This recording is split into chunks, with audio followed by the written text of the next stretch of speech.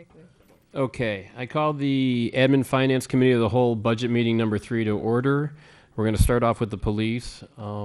Chief, you want to talk about ammo and capital purchases? Yes, sir. Let me start off with the evidence room. Alderman Bilkey had some questions regarding the evidence room. One of those questions is, had we done a survey to see what other jurisdictions were using and what they were doing? And we did, in fact. We had got about 6. Quite a few. Nobody's using an RFID system right now that is state of the art. Several of the other municipalities are using a system called Beast, including DuPage County Sheriff's Department. We understand, we don't know why yet, but they're contemplating moving away from it. Everybody who we talk to who's looking to upgrade is looking at an expense of right around $40,000 just for the shelving to realign their storage. Westmont sent me a survey that theirs is pretty much antiquated. Their shelving was built by officers many years ago, and they're storing things in bins and trash type bins and receptacles and that kind of thing. So everybody is kind of in a very similar situation that we are, that we've talked to. So part of the process involves looking. Westmont is also using a different tracking system. They're using one that's also barcoded like the Beast, but it's called QTEL, and that's one of the ones that we looked at. And so part of the process will involve looking at what's most comprehensive, that'll give us the most longevity, the best price, and the best technology all at the same time. Did answer all your questions? Yeah, Alderman? that's good. What did we decide for as far as a field trip? Do you remember? Well, there's a few different ways. We could actually have the group during this meeting go see it, or individually contact the chief, when you're available, and we could get the group in there or individuals in there. No. So, Yeah, I have a follow-up question, I guess, to that. I mean, I think the bars code thing is I mean, of course, it should be done. Now, as far as the shelving itself, or the expansion of the room, now they're movable shelves, right? I mean, I looked at the handout. Yes, sir. Basically, like a doctor's office moves the files back and forth at Similar. a greater similar. scale. Yes, sir. Right. And have we looked? I mean, is this the Cadillac of redoing the room, or is it the Chevy? This is just one, and they're all basically, when you start talking about movable shelves and compromised space and expanding the space without expanding walls, they're all pretty much comparable. The Volkswagen is probably closer to about $25,000. The Cadillac or Rolls Royce is probably closer to $60,000 without the shelving, with just the shelving, and then we're right in the middle. Okay. And then weren't we gonna see if any forfeiture money could be used for this, or did we get an answer to that? That was yeah, there's two things tonight. One is the ammo, and secondly, as we talked about the capital items last week, there was the chief was going to a seminar today, so we would have a better understanding how that could be used actually for all the capital items. all the capital. Yeah. Okay. okay. The first thing is that understanding the mindset of the Department of Justice and how the money is allocated. Paul Nosek, myself, and Greg Charay all attended the seminar today. It was in Chicago, put on by the Department of Justice. 2 presenters came in from Washington to let us know what, there were obviously other municipalities there. And so essentially the mindset is that the monies that are allocated from seized monies are intended to enhance the existing budget and not replace the existing budget. Having said that, we can in fact expend seized dollars for budgeted items, but it can't reduce that expenditure can't reduce the budgeted line.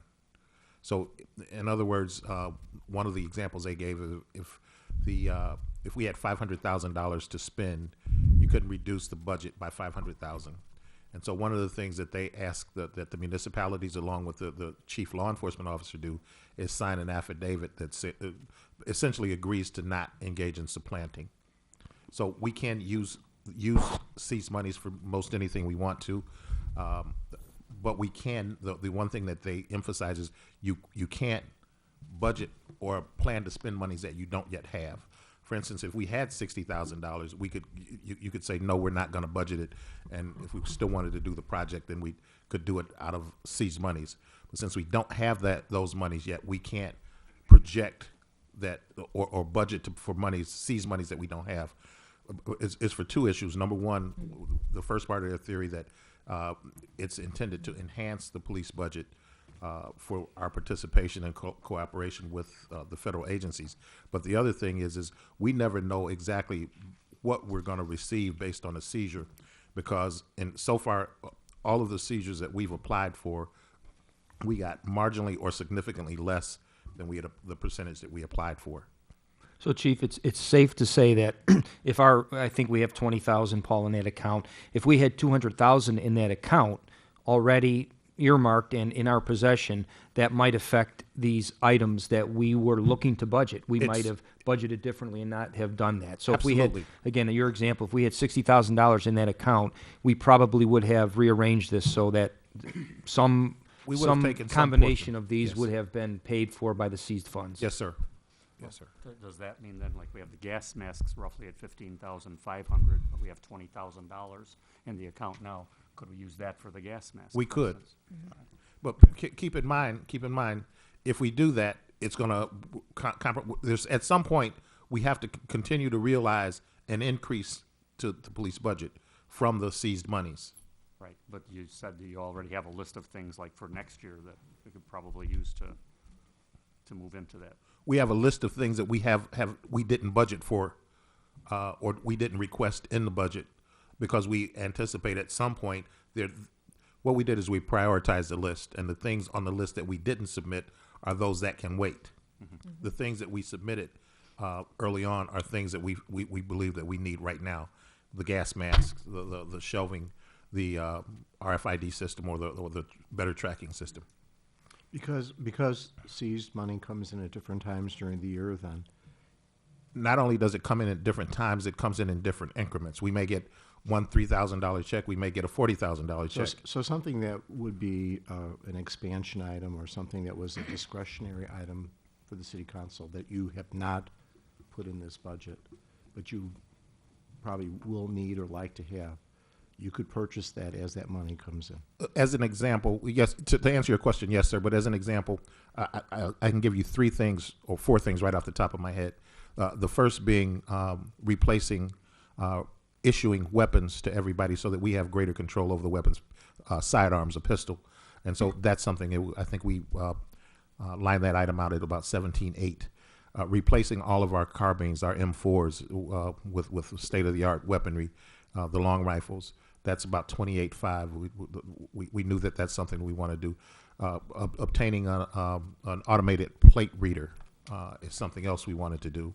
And then acquisition, because of the burglaries and the residential burglaries and vehicle burglaries, a night vision monocular with infrared capabilities is something else we wanted to do. Chief, what's your accountability level then to the Department of Justice in terms of verifying that these were additional things, not in the regular budget, but how do you verify that? Because you're not doing it during a budget process. You're doing it as you get the money. As long as it's spent for law enforcement, what they do is they take the 10,000 foot view of the budget, using the presenter's phrase, and as long as there's not a reduction in the police budget that's matched by the acquisition of the seized monies, then we're pretty much safe. But if at any point there's a reduction, an in-kind reduction based on what we take in, then we're guilty of supplanting. So, Brian, you have a line item in his budget called seizure money? No, that is required to be accounted for and held separately. So that is actually in the monthly report that goes to the council. That's part of that monthly report, but that is not part of the chief's budget. It's accounted for separately. Now, when the chief decides to buy, let's say he wants to buy all new guns for the $17,000. Yes, sir. That's still an item that comes before us for approval, though, because it's expenditure of money that is the city of Darien. Yeah, as I read the information you sent, Chief, it still requires any local authorizing policies we have. I don't know if they covered that today, but it essentially mandates the procurement policies, but different departments do and different municipalities do it different.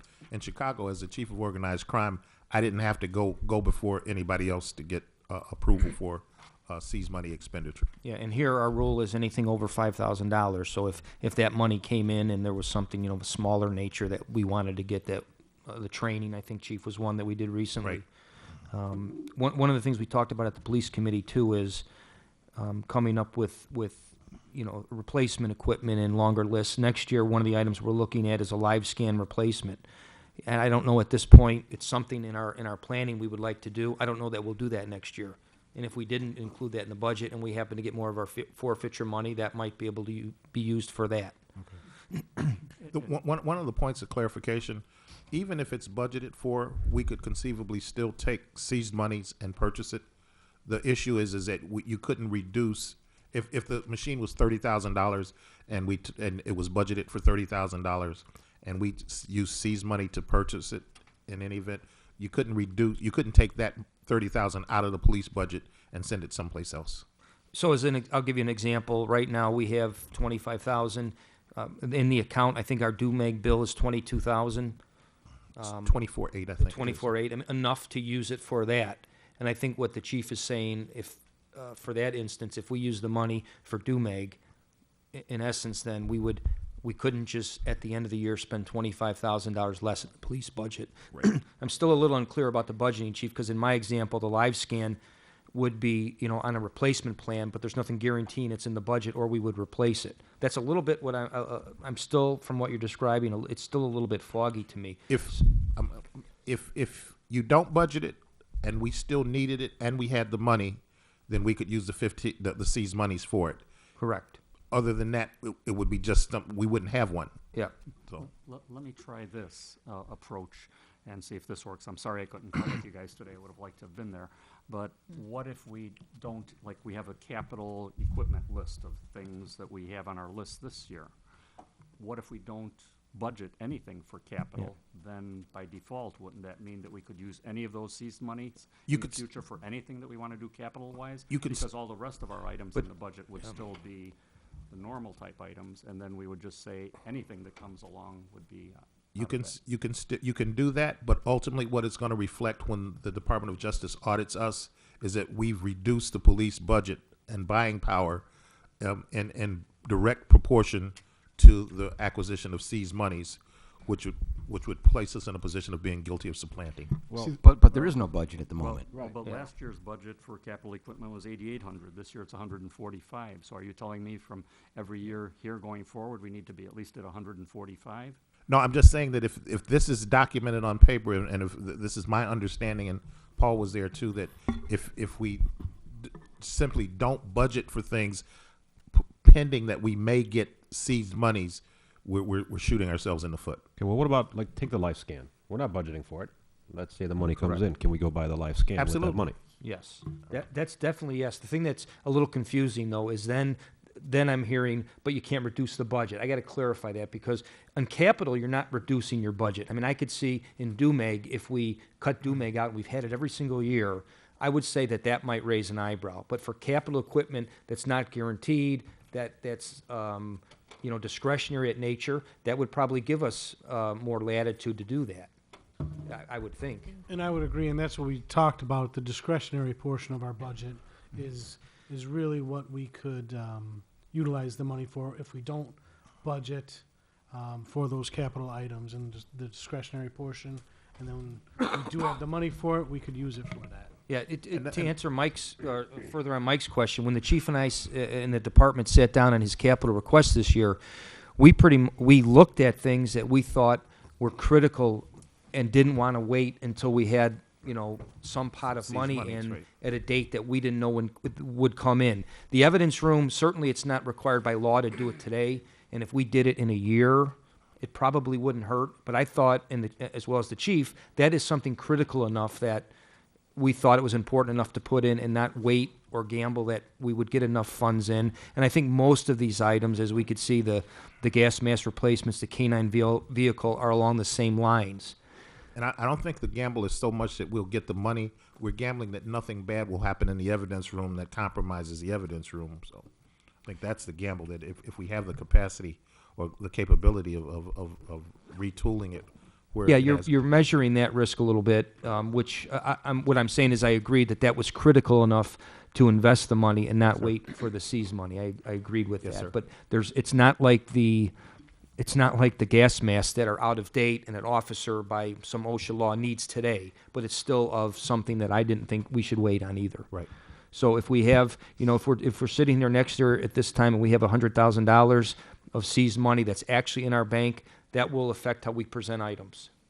But it didn't affect this year. Right, because we don't have it. And that was one of the points Yes. that the presenters made is don't project for purchases with money that you don't have. If we had 160, then certainly every item on the expansion list or the capital list for the PD we could get. I have a question though. So if you, using that, the masks as an example, let's say they're 20,000.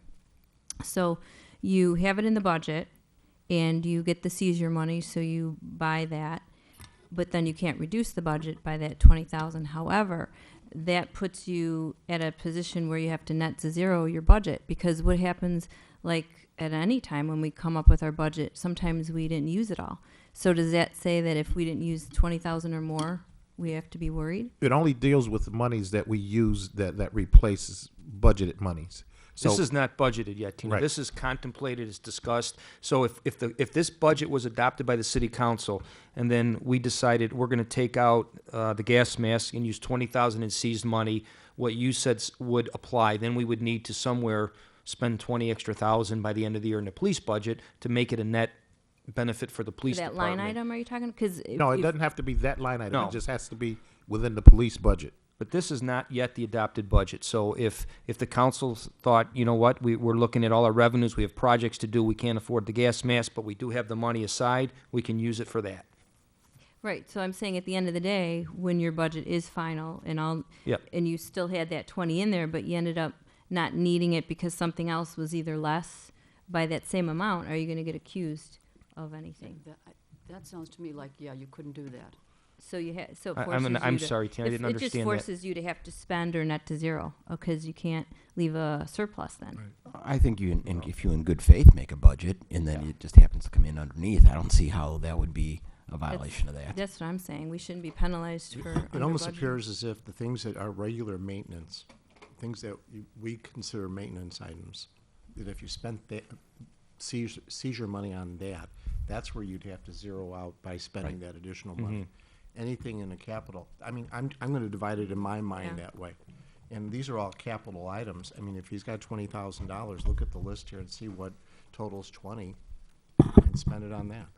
Can I voice my concern here? Is there one of the concerns that I have is there are things that don't rise to the level, and the things that I talked about, the license plate reader, the replacement of the weapons, a forward-looking infrared monocular that will allow us to hunt for burglars in the dark. Those things, if all of the revenues from the seized monies are tied up on the things that we have on the list now, then at some point I won't be able to get those things, those tools that will help us become a better department down the line. Well, I think one of the things, Chief, the committee had asked, and I started mentioning this, is really a more inclusive list of the items that we would talk about over time. You know, other than the live scan, and we talked about this when we were creating it, but we don't have it yet. No, What we- other items over a 3 or 5 year period would, call for replacement? File cabinets, as an example, is authorized expenditure for the seized money. So if 3 years down the road, we looked at our file cabinets and they were all beat up and we needed new ones, we just want to get that on a list some year. It's just, again, this particular year, it would be nice to save 20, but we're not saving it. If we put it off a year, we'll eventually use this money on things that are of capital in nature. So whether we use the 20 now or not, it's not really saving money or not, it's deferring expenses. So if we didn't use the 20 this year, we're certainly going to use it out in another year or two. I guess all I'm saying, though, is there's a number of items here that are listed as Yeah. capital expenditures that if they total 20,000 and we have 20,000, we could use that 20,000 somewhere else in our budget. Correct. You know, there was a time a couple of years ago where we went through this and we hadn't hit capital projects yet. And we said, let's put that there, but let's reserve judgment to when we go to capital projects to see what we need for capital projects. And then we went back and we made adjustments. Remember that year that we did that? I guess I'm saying, why can't we do that this year? We could, based on the seminar they're at today, I would suggest that we look at the gas mask for 18,000, and that would be money we can. Well, the chief seems to be implying no, but I guess Why, my Mike? argument- I didn't hear that. Oh, did I misunderstand, chief? My This is whole- not budgeted yet. It's not It's not, included in the but my budget. understanding is he's still saying, I thought that if you use it now for the gas masks, you won't have it for the other things going forward. That's correct. Well, that was Chief's plea to get equipment. It wasn't his it wasn't his understanding from the seminar. No, that's my particular perspective. It wasn't. That's his perspective, of course, and we would expect he would have that Right. perspective Yeah, because but there's other in my mind, things. we have the 20 now, and we granted, we don't know when we're gonna get the other 200,000, but assumably it should be sometime in the coming year. Now, we don't know if we're going to get 200,000. That's what you applied I'm for. using that, We've- whatever we've the number applied happens- for it. whatever the number happens to be, whereas now we know we have 20, and we have 20 we can spend it on. If we do happen to get 200, but we only have 80 to spend it on next year, and now you're just building that up, whereas now we know we have things we can use it on. I don't know, to me, it just makes sense, would make sense to spend that account down, like Alderman Marquez is saying, for things that we know we can use it on without getting anybody in any trouble and violation. It just sounds like to me that as long as the money is in the actual account, you're not, it's not anticipated, it's not coming. You can spend money on these items if the money's If it's in the- if if it's in in the the account, account. sure. And Well, then- what's and the you- exact and you shouldn't amount? worry about it. That's how I'm seeing it. It should be 23. Sylvia, what's up? 23. What's up? and How some are change. you? Hey, what's up? Paul's talking. 23. 23. 23? We've had seizure money in the past. If I recall, we had a pretty big drug bust way back when, with our previous K-9. So we've had, I would guess, in our funds, seizure money before. How have we spent that in the past? What was State- the protocol? Those are state seizures. The federal seizure laws are somewhat different. Okay. And so the previous seizure, I think that Officer Study's dog was the secured that. We and it was spent 80,000. primarily too on DUMEG fees.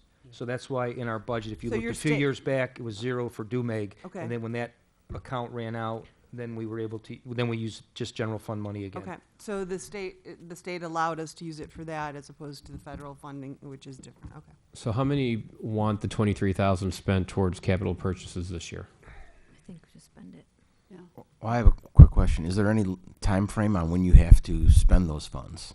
Can you keep saving the funds? No, 3 3 years. years. It's a 3-year. They expect us to turn it over every 3 years. Wow, okay, so there is a mandate to What's the to qu- actually spend it. There's no penalty necessarily. That's their wish. Chicago has almost $9 million in theirs, so there is no penalty. You don't get suspended or But excluded. they don't that's take their the money preference. away from you in other No, words, they don't take Well, the Okay. you know what I'd worry about is that there's probably a loophole that allows them to do that if they needed to. Take it away, you mean? Yeah, and so on that 23,000, when did the clock start ticking on that? Or is it a variety of We're different? we're so new. It's a series. We that all didn't come in at one time. Okay. So it What's the oldest? probably about 4 months ago. Okay, Yeah. so we About got 4 Yeah, months. I would suggest then the staff will go back, we'll take a look at the capital, and as we're making revisions, because we are making some year-to-date, we'll bring back revisions reflecting the use of that money. We don't have to sit and pick I would- things now, it's really the dollar amount we're, Cleaning crew. Right. I have a question too, to clarify. Well, the first thing is, I know that what you apply for and what you get is different. So is there any, in the 23 we're talking about is a series of a few things, but could you tell us about what % that you asked for that you got? We asked for 20% on one, and we got 1%. It was a $97,000 seizure. We got 1% on it. We usually ask for 15 to 20%, and so far, all of those have been less than that, significantly less than that, How do you decide what amount you're asking for? based on our participation. So we usually over ask based on the participation. That would be a wise thing to do, But, yes. but ultimately, the Department of Justice, there's some horse trading that goes on between the ASAC and myself. There was a vehicle that they wanted, and rather than take the vehicle, we got an increased amount of cash that we asked for as opposed to the vehicle. But ultimately, the Department of Justice has the final say on what the Okay. So- award is. So what I'm hearing, Brian, is that you're going to take out as many items under capital purchases in the police department to equal or come close to 23,000? correct. Okay. Okay, then what about the rest of the items on capital purchases then?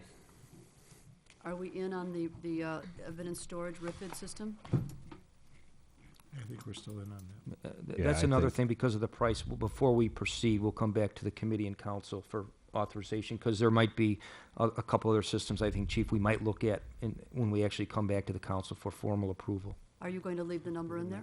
The number's fine, yeah, but, you know, a lot of things we'll put in the budgets, we'll get a price, but when it comes time to actually purchase the product or service, Oh, okay. we'll That's all. get prices, yeah. But do we have consensus on the board to purchase it? Well, I think the RFID is not necessary in this day and too. age, and I Mhm. think to not have the room with the RFID is like putting a $500 watch on a $20 suit. It speaks to the integrity of our evidence collection. Exactly. Yeah, so you're all on board with the Yep. whole system? Good. What about the issues on any of the other items? Any questions on them? I just think that's a question for Brian to work out in terms of the 23,000. So should we revisit this later on then? Yeah. Okay. Well, you know, as part of the budget process, we come back, you know, when, after the conclusion of the budget meetings, we come back with a revised document that has all the changes. You know, as an example, I think I went through and I increased building permit fee revenue a little bit, because from the number we had in there actual, and we got the new numbers, it's $1,000 more. So we come back with all those little types of changes, plus changes that were part of the meetings. And so that will be reflected in the revised document that we provide to the council, you know, after all the meetings are done. Okay. Anything else on ammo? I just had a couple questions. Thank you for sending that today, Chief. Yes, sir. I mean, looking at going back the years, it seems like part of the reason the budget request this year is a little higher is because we were restocking ammunition. I mean, it seems to be the biggest purchase since 2010, 2011. Actually, if you look at the second page, there's been a reduction. What happened I is saw that. we started to inventory on a running inventory of ammo after each shoot and periodically throughout the year.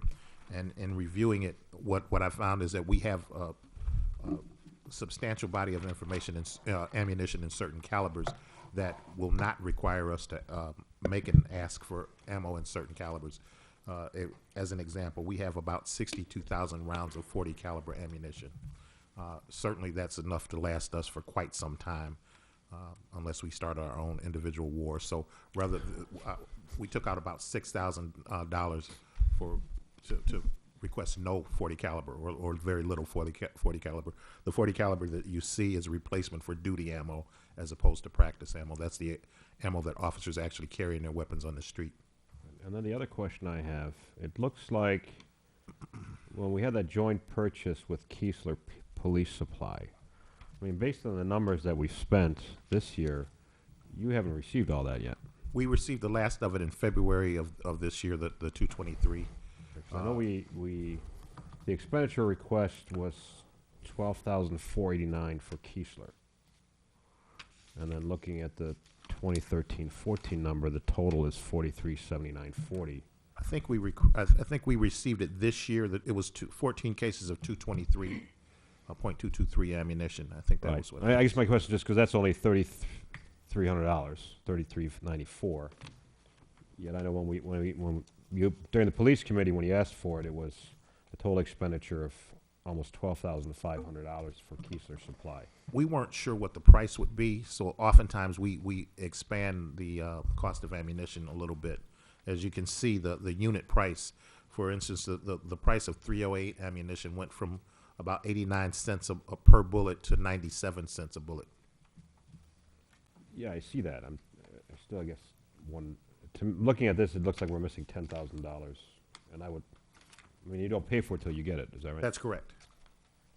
Because in January of 2013, we requested, it was $12,489 to buy ammunition from Keesler. Are we missing anything? I'm going to have Sergeant Charest check and see if we're missing, but if I'm understanding correctly, we have all of that. I'm going to show you what I'm looking at. I mean, I'm fine with the numbers. I just was trying to clear this up in my own mind.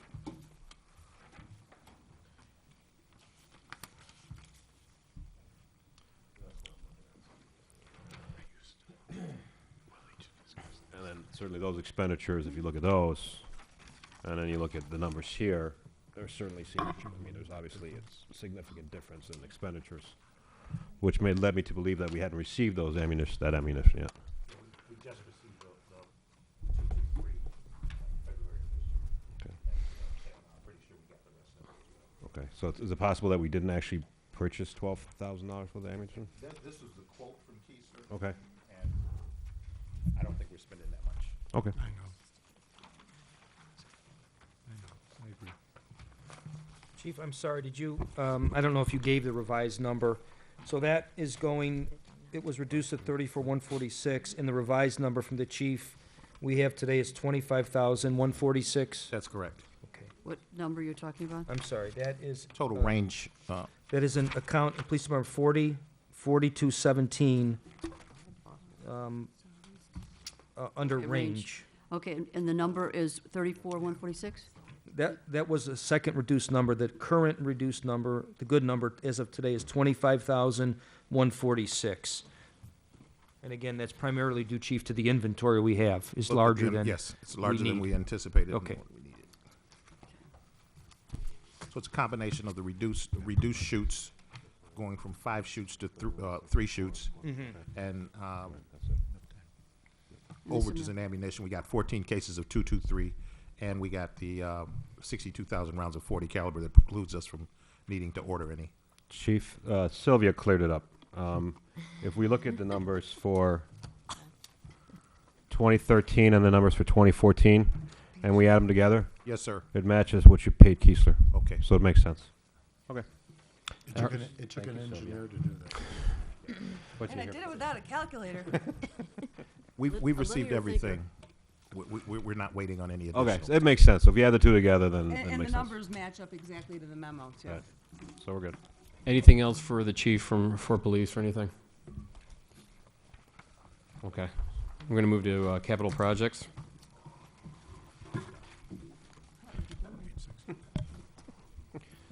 I and team, Dan. Venus Municipal Services? Thanks, chief. They have streets to patrol. You missed a lot of fun last week. And don't start Yeah, any wars you guys while wanna you're, stay, or- while you're Stay. at it. No? Okay. I enjoyed the company. Take me with you. Paul's gonna stay in Scott. All right.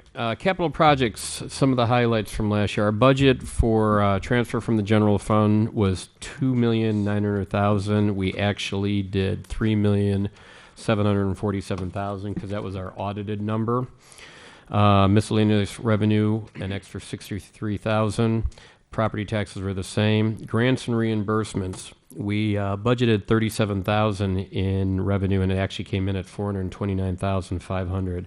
$340,000 was from state for a road grant, wasn't it? Yeah, we applied for a road grant probably 3-4 years ago, and eventually it just came through. We actually got the check a week ago. Gotcha. So we were really unsure that we would actually receive the money, so we had not been budgeting for that.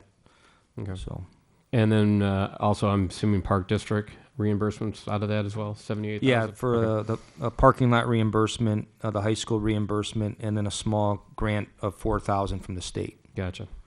So anyway, our budget revenues, we budgeted $3,149,000. We actually came in at $4,474,000 for an extra $1,324,000. Our expenditures, drainage projects, we budgeted $808,000. We came in at $732,000, so we're $76,000 less. Sidewalk replacement, we were about $10,000 less. Crack and seal program, about $2,000 less. Curb and gutter program, we budgeted $351,000. We came in at $258,000. Equipment was $210,000. We came in at $210,000. Street reconstruction, we budgeted $1,427,000. We came in $1,401,000, so about $26,000 less. I'm looking at bond payment. Bond payment's the same.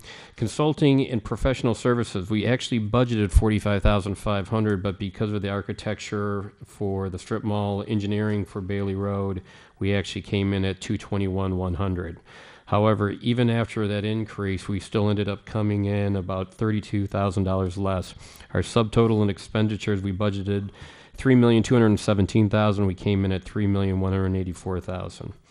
Alderman take- Shaw, one Yeah. just point to clarify, under the estimated actual this year, under curb and gutter, it shows 258, and we budgeted 351. Mhm. In part, when that budget was adopted in May, the council had authorized us to start work early, Okay, which that's we'll right. be asking for again, because it's always helpful if we could start prior to May 1. That's why, you could see the year previous actually had a pretty good total of 378. There was probably 90,000 or so of that was moved to start early. Okay.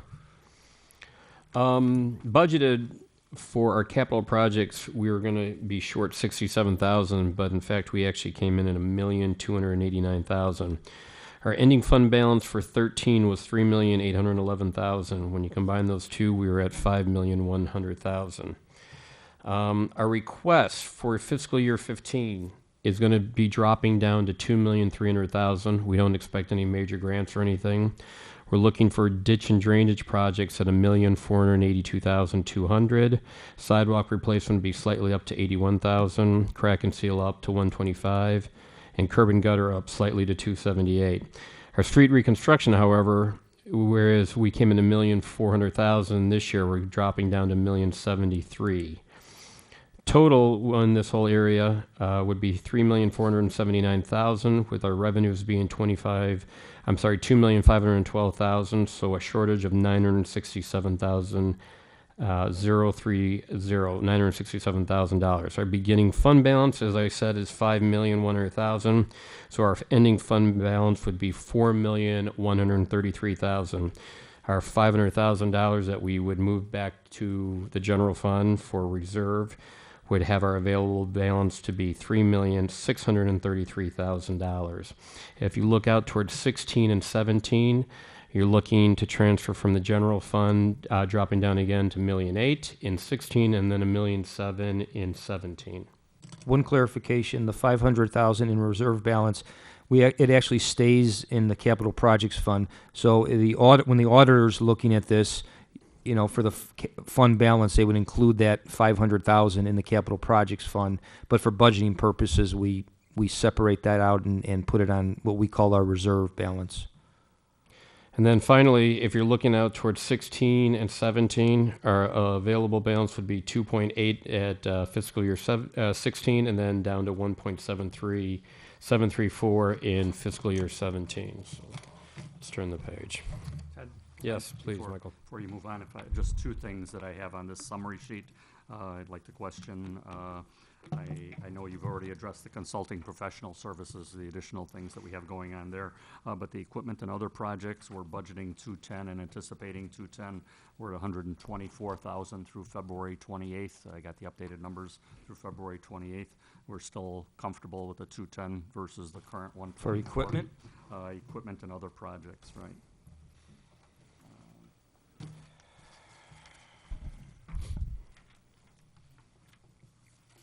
That's account 4815.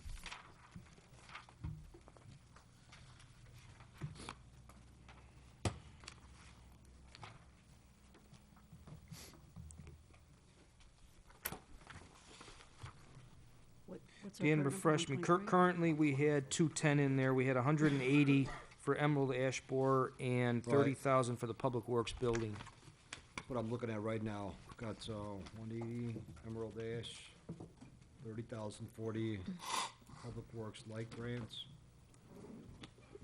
And I'm sorry, Mike, I'm losing, The year-to-date we Well, spent on that. year-to-date through February 28th, I think Paul sent, or Brian Right. sent the updated February 28th numbers, and we were at $124,000 in that account through February. So for the next 2 months, you think you've got about another 90,000 of Yes. expenses to come through in that account? yes. Okay.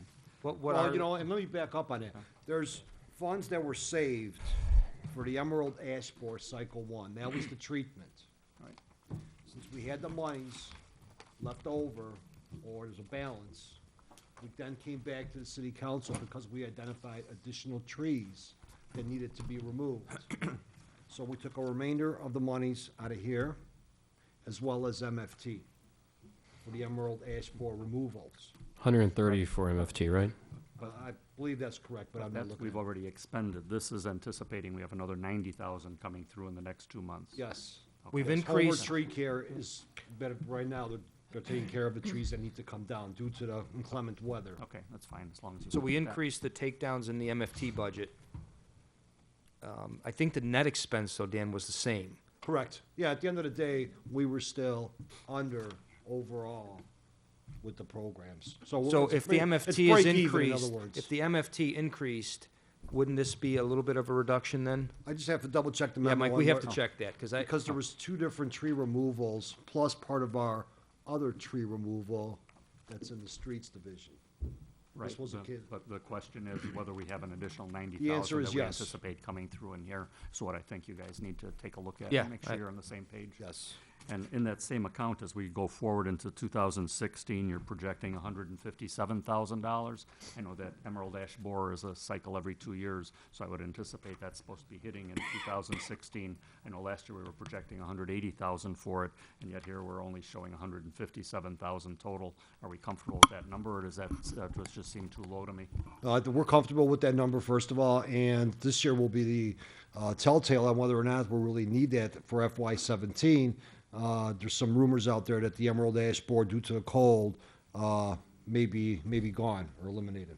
Oh, that'd be sweet. But it does factor it in the 157,000. Yes. The treatment program is what caused, I think, a lot of those trees to suddenly have all that kind of major growth on the lower limbs, it seems like, as you drove up and down the streets, correct? The disease, not the treatment. So all those trees that had that growth are trees that are scheduled to come down? Correct. Okay. Yes. Any- And the only other comment I have is we're looking at the fiscal 2015 request. I'm not saying it's right or wrong. I think we need to go through the details here. But just so the council realizes, we are budgeting $2.5 million in revenue and approximately $3.5 million in capital projects for about a $1 million deficit for the year.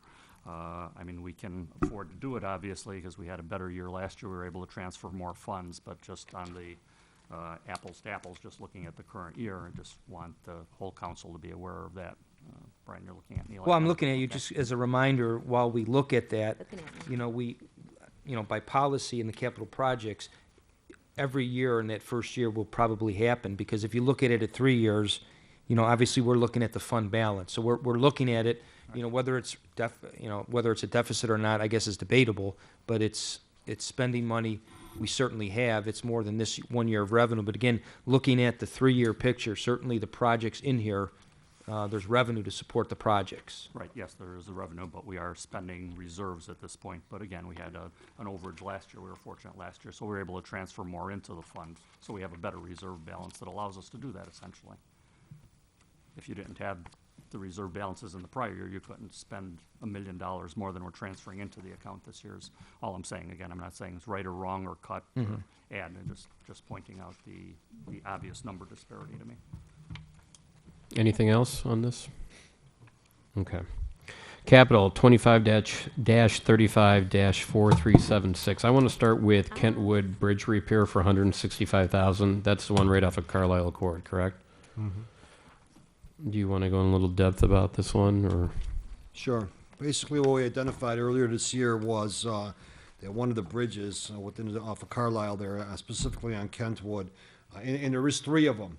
Well, the first one that we had looked at, we had noticed some additional settlement. As we looked at the additional settlements, we saw that the banks or the wing walls, which are made out of concrete, are starting to crack severely.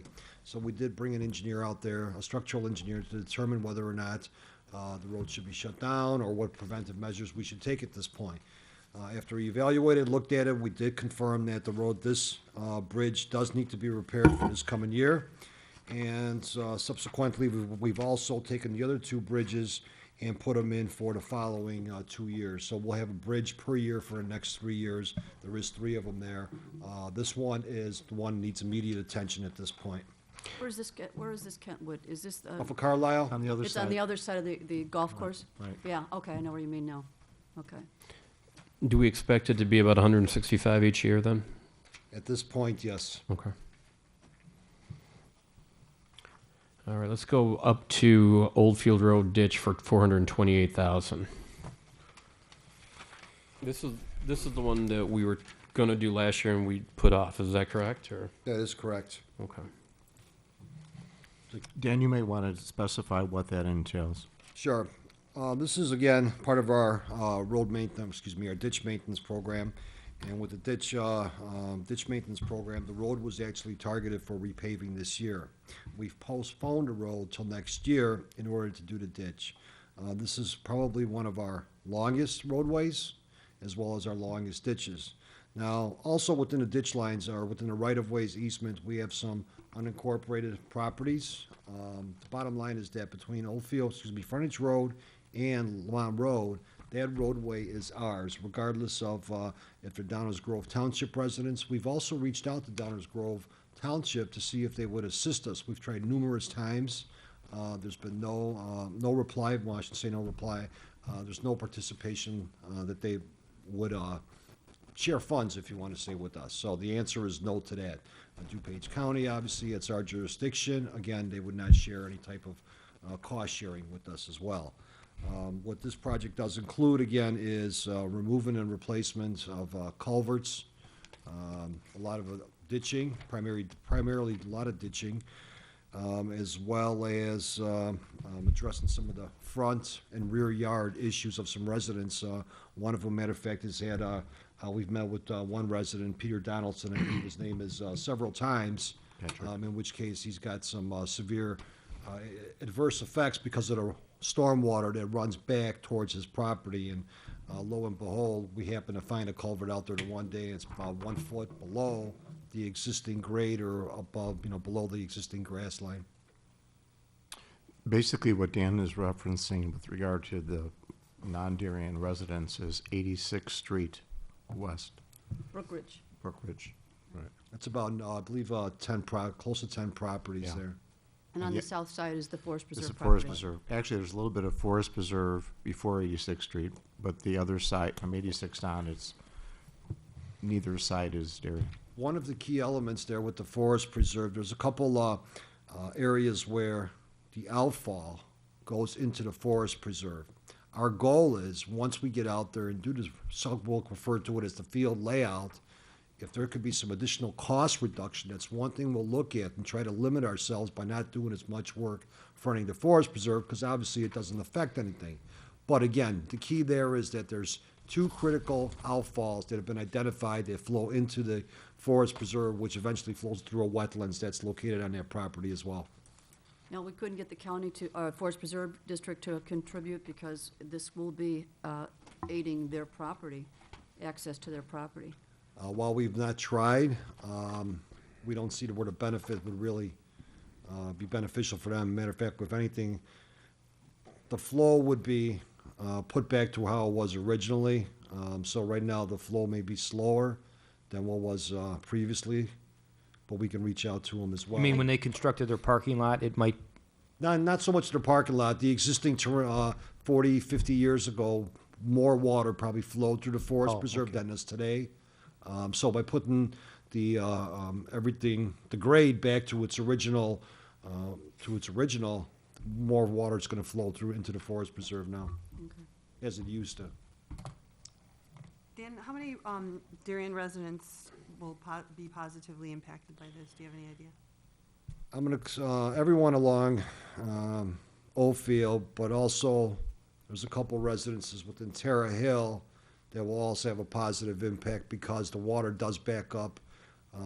It'd be towards the western end of the backyards of Terra Hill. do we know that number, Dan? Is it 20 houses I don't know. or It's 40? got to be at least probably 20. Could probably be more than that, yeah. There are probably about 5 or 6 homes, 7 homes that they actually face Oldfield Road down towards frontage.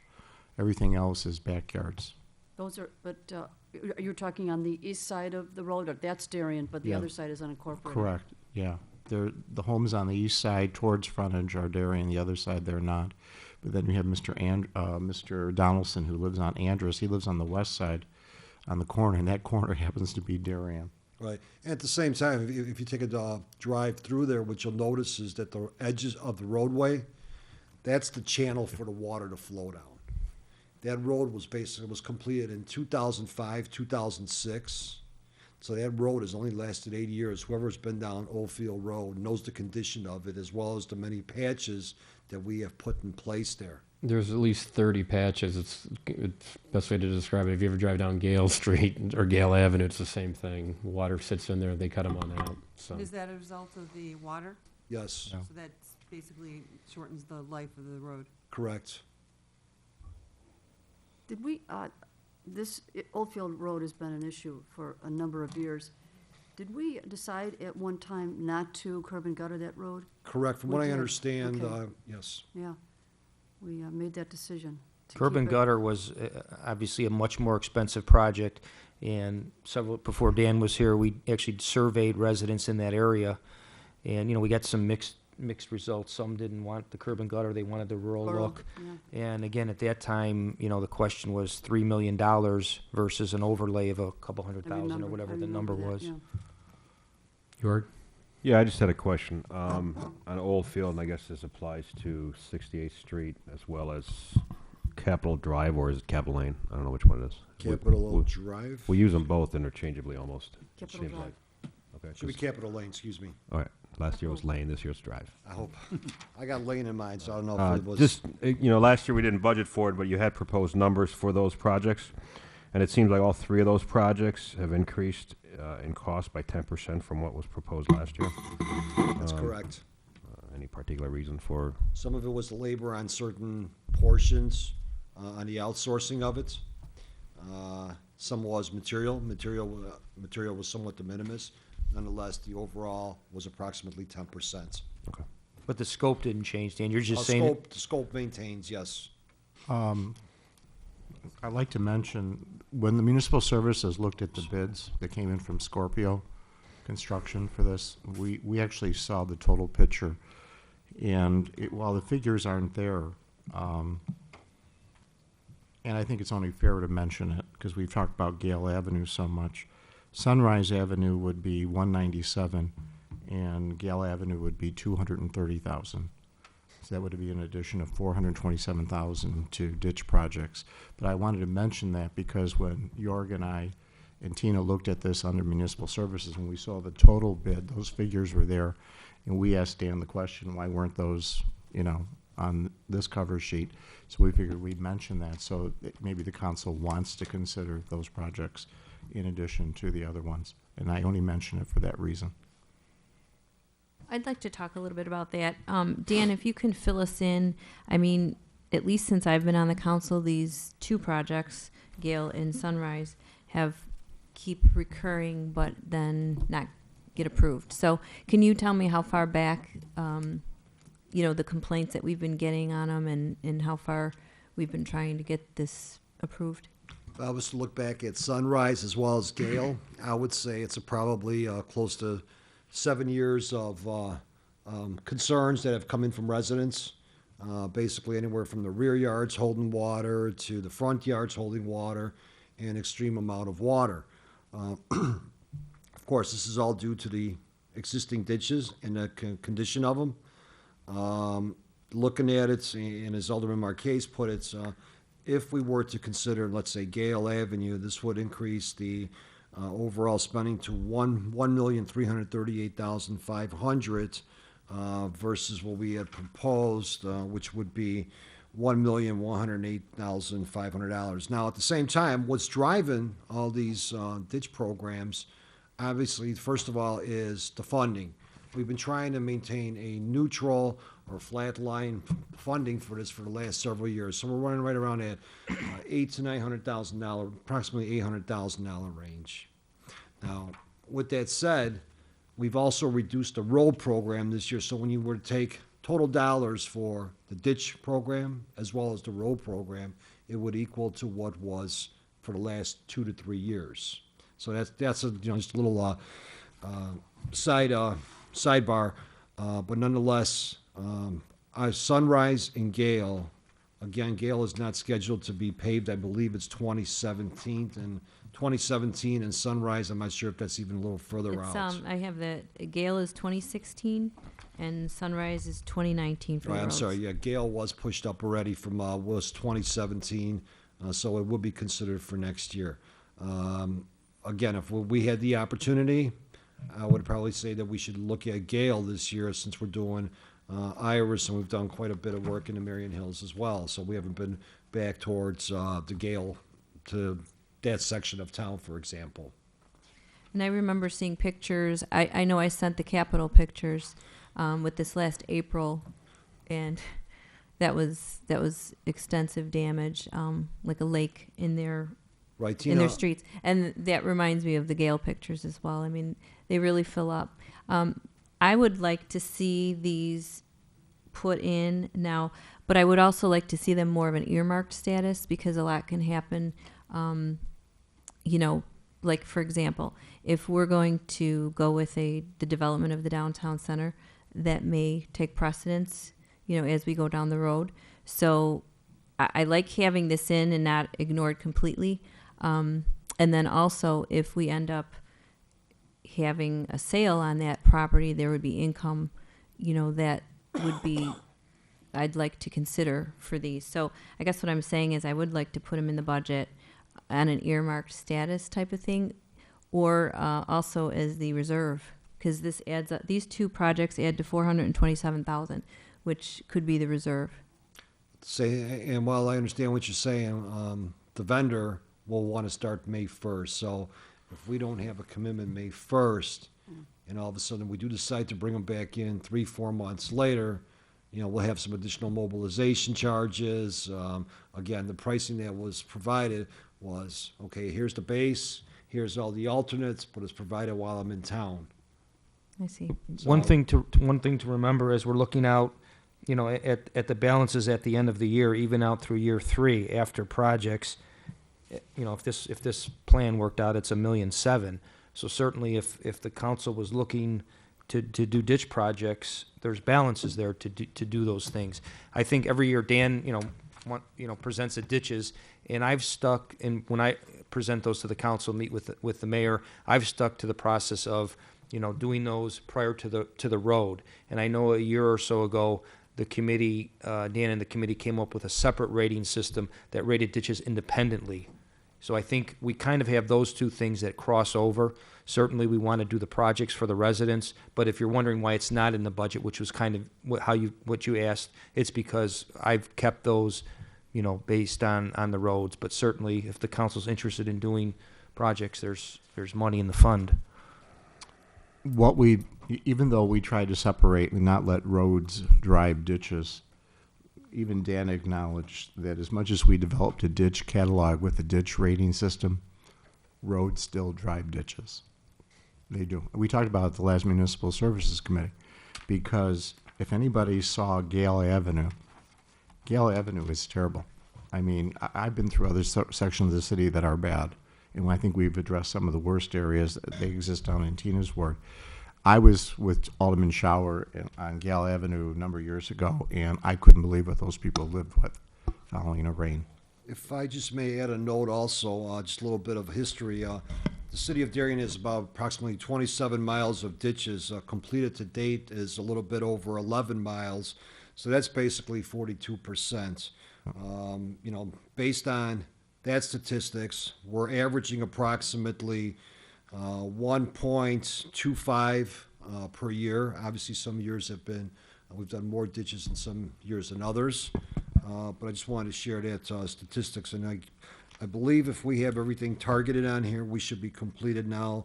It was originally 2021, 2023, 24 would be the last ditch that we'd ever be doing again. So I think we're very proud of the way we're moving, but I just wanted to give you a little statistics on where we've been and where we are. One other comment too, as we look out at our 3-year budget, Gale Avenue was earmarked for 17. So if Gale were to be added in, it's not really. Well, I think you said 16, he moved it up. Well, he moved it up. The road. My point was that we have that money allocated within this 3-year framework. So if Gale Avenue ditch project moved up, it's not affecting the net balance. It's just it's cash flow. You're increasing this year and reducing year 16 or 17. Michael? I realize, and we've talked about this, that we've had this discussion, that's why we developed our capital projects fund blueprint, if you want, and we have this discussion every year, and I guess the problem is we still have 15 miles or so that still needs doing. Ideally, yeah, we'd turn around and say, let's do them all this year, but we've tried to maintain a certain amount of discipline to do a certain amount every year, and as Alderman Marquez said, a lot of times the road drives it. I mean, if they're so important, I mean, I think they should be moved to the top of the list rather than secondary. But as I indicated before, we're already spending $1 million more than we're taking into this fund this year, and the amount may not be so much. We've made some changes to the budget. I don't know to the extent of $200,000 where we've nipped a few things, some office supplies here and there, $1,000. This is where the concept of things, and I hate to beat a dead horse here, but the fireworks, $8,000. If we didn't approve the fireworks at $8,000, we would have $8,000 more to transfer into this fund that we would have available for doing these types of things. So for the newer aldermen, just trying to get that whole concept out there. I'm not trying to go back and revisit it, but if we add these to the budget, maybe we should look back at some of these other things that we have tentatively approved, say, if we really feel they're important, can we maybe get some more dollars to move into this fund, would be my only approach. Again, I just think that we need a certain discipline, do it over a certain number of years, barring catastrophe. That's what we have the reserves for. But otherwise, the other alternative you can do is you can say, okay, all these projects are important. Let's go out today. Let's do a bond issue, get everything done. Then there are going to be consequences. People's taxes will go up, but all the problems would be addressed. So assumably all these expenses would disappear going forward. That would be another approach, but essentially that's the long-term concept, what you have. If we look out to 2018, we theoretically should get about $500,000 of extra flexibility because we have a bond payment dropping off, again, depending what happens with the redevelopment of downtown. So many of these things are interrelated. That's why we were very fortunate this year, I think, having this surplus we were able to transfer here. But I guess I hesitate to just say, oh yeah, this is not so good, so let's move this up, let's move that up, without maintaining a certain discipline, because next year you're going to be back in the same point. You're going to say, oh, this year we spent $1.5 million. Next year, say, oh, well, we spent 1.5 last year, let's spend 1.5, because it's going to be very easy to continue justifying the needs of residents, because, I mean, those needs are there. There's no question those needs are there, and I think we're doing the right thing by addressing it. But at some point, that reserve balance, you see how the amount that we're transferring every year is depleting. Our sales tax won't be growing because we've done that with economic incentives, so that would remain flat. So barring other revenue sources, and our other expenses are going up, barring other revenue sources, at some point that will dry up, and we will have to look for other sources. Oh, just an overall opinion. Treasurer, Alderman Dan, please. Treasurer Corn, with all due respect, yeah, I would not prefer to do the ditches all at the same time and take a bond out in a single year. Primarily, the primary reason for that is we do a lot of value engineering in-house. An example of that is Iris. We recently did a survey by Christopher Burke Engineering for Iris. That engineering study cost us $20,000. That $20,000 was only one side of the roadway, if you want to say. Now, the reason that we could not handle that in-house was due to the fact there was rear yards. We didn't have the equipment that basically can read, over houses in the rear yards, whereas a lot of these we spend during end of September, October, November, taking 3 or 4 roadways, the ones we haven't done yet, and going out there and shooting the grades. We're fortunate enough to have someone on our team that was a surveyor, so he's able to shoot the grades, and the plans that we come up with are very valuable coming back out to the contractor that'll be selected. So I just wanted to put that out there. Sylvia? I think Alderman, yeah. Yeah, I think that what I see, I think maybe the treasurer referred to as blueprint. I see Dan has a master plan that's systematic, that's based on data, that's collected. Sometimes things have to shift, sometimes things show up that you weren't expecting. So I think that I like the approach of mixing the ditches with the sidewalks and the streets, because I think it seems very equitable to based on where residents live, that, they have capital projects in their respective areas. Of the two that we're talking about, first of all, I would have voted no for the fireworks. I mean, I missed that one. So the Gale and Sunrise Avenue, I mean, Gale, I know we've been talking about this for a couple of years for sure. I remember last year, Alderman Schauer brought in photographs. I mean, I would say that if I were to kind of throw in my 2 cents, Sunrise sounds like, you know, you say that the ditches follow the roads or whatever. That one's kind of out there, still out in 19. Well, it's out there, it does rate, but Gale and Sunrise both rate on our ditch rating system very highly. Right, but you've got Gale kind of coming up for the road almost Yes. immediately thereafter. So, you know, if it was me, I'd say, you know, I'd vote for Gale and maybe wait, you know, to do Sunrise, but that's kind of my thoughts towards that. My 2 cents is, since I've been here, we've always looked very carefully at the projects that we're doing, and certainly there is a system in place. And you and I have talked about, you know, the plan that was in place 10 years ago, which was None. none. Yeah, Okay. exactly. So, as much as I'm not trying to discount Gale or Sunrise or anything else, but we can't just wave a magic wand and do every ditch and road project because it needs it. There has to be a system in place. And it seems to me that we have a very good system in place. And unfortunately, because nothing was done till a few years ago, it's going to take some time unless, as Treasurer Corn said, it becomes a bond issue, which I'm certainly not for. So I think we should continue with the plan to get this done in a reasonable amount of time and not unduly burden the budget just to get it done faster.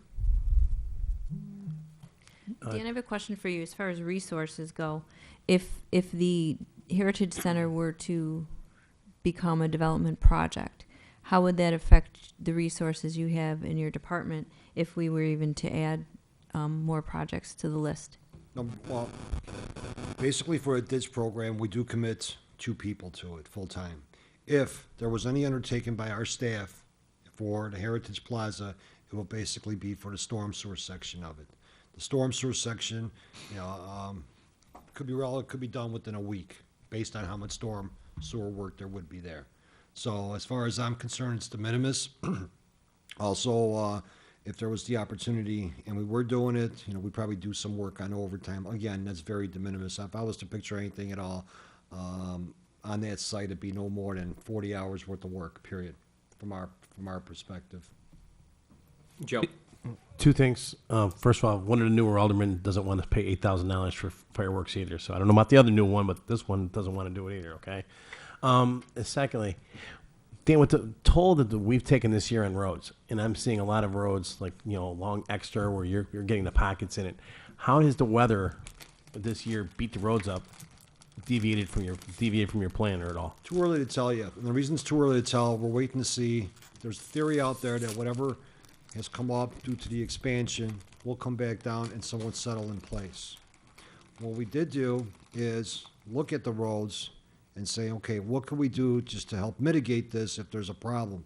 Our number one thing that we're going to do is crack seal. We put an additional $10,000 into the budget for crack seal. Now, what you're referring to is also there may be some base repair. We do have some funding available for base repair in the within a budget line of 50. I believe it's 72,000 for the road program coming up this year. We will take a look at some of those. If there is an opportunity to do those or needs them, we will do that. If we could do it in-house, we'll also take a look at doing it in-house, pending the size of the patch. So that's really the cruxes of it there. Thank you. Anyone else? I have a question too. Okay, so we know that when we look at this as a 3-year budget, that both those projects, Sunrise and Gale, would be included in the 3-year plan. Can you tell me if they're in next year's plan, or is that, you know, a year or 2 out still? Well, Sunrise, Dan, I think it's scheduled to pay for 2020. It's 2019 or 2020, whereas, Ditches for 2019, correct, so it's, Right. this street would be 2020. correct. So that wouldn't be So that wouldn't be- contemplated in the 3-year, but Gale is contemplated in the 3-year. Originally, the paving schedule was for 17. It sounds like, Dan, that would move up, which means at this year, next year at this time, we'd be talking about the Gale Avenue ditch if we did it Provided- like that. Right, provided that the other roads don't bump Gale off again True. through the rating system, so it might be out for another year. Okay. Again, and it depends what type of funding is available. At some point of time, we're not gonna have ditches or roads to do the following year. So we may then go back to the catalog and say, okay, what's our top 5 problems? All right, so let's go back to Oldfield Road. Does anybody have an issue with Oldfield Road?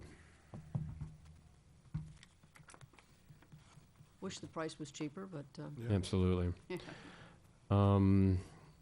We didn't go into Iris at all yet, have we? I think we know that one's an absolute I necessity. think we know that one.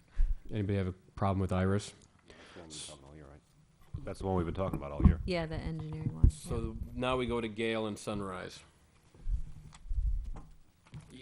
Obviously, you guys know where I stand on Gale, so I keep saying the same thing. For every ditch that we do, we fix it for what, 40 years? But Minimal, to fix a ditch, it should be really 75 years, whatever we need to do, as long as we have controls in place with department policing.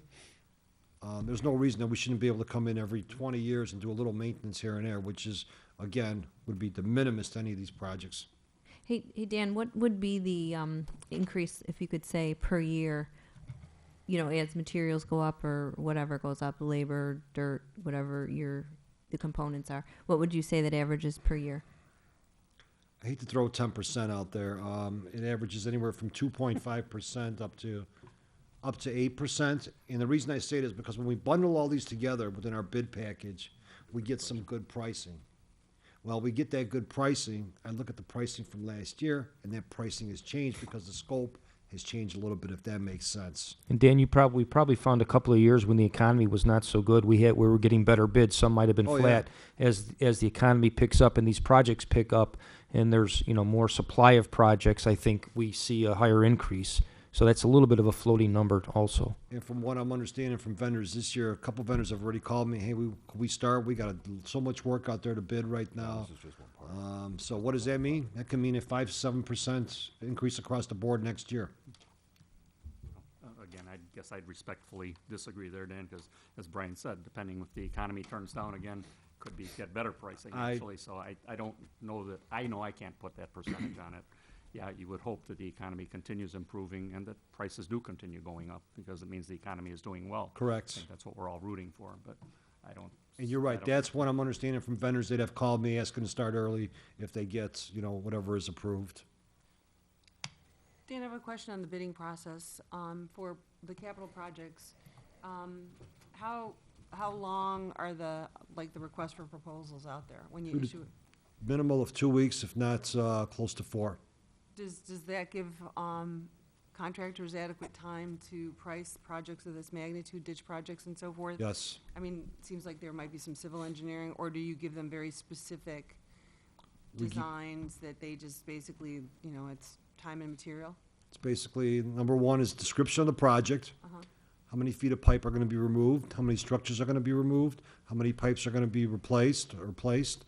How many crossings there are, driveway crossings, for example. In that case, they don't really care because that's not part of the scope of their work. Their scope of their work for the ditching program is specifically to remove structures and pipes and to put pipes back in place. So it is basically time and material, but there's unit prices to remove a structure, to install a structure, and those structures could be what's referred to as inlets or manholes. So there's a couple different price points as far as that goes. And do they allow for change orders? Well, the change, no. Okay. The answer is no, because everything we come across is all on a unit price. And then how many bids did we get, say, for the, Scorpios one, if you recall? We had about 4 or 5. I believe Four contractors? Well, the Scorpio part was 4. I don't know. Scorpio's only a part of it. That's not the Right. entire project, so. Right. yeah, we had 1, 2, 3, 4, 5, 6, 7. The 7th one was disqualified. So 7. So moving to Gale, how many want Gale in it? So we have 5 that want Gale in it. Okay. What about Sunrise? I would, but I understand. I do too. So we push that back. Okay, because Gale's part of our 3-year plan. What's the number on Gale? 197?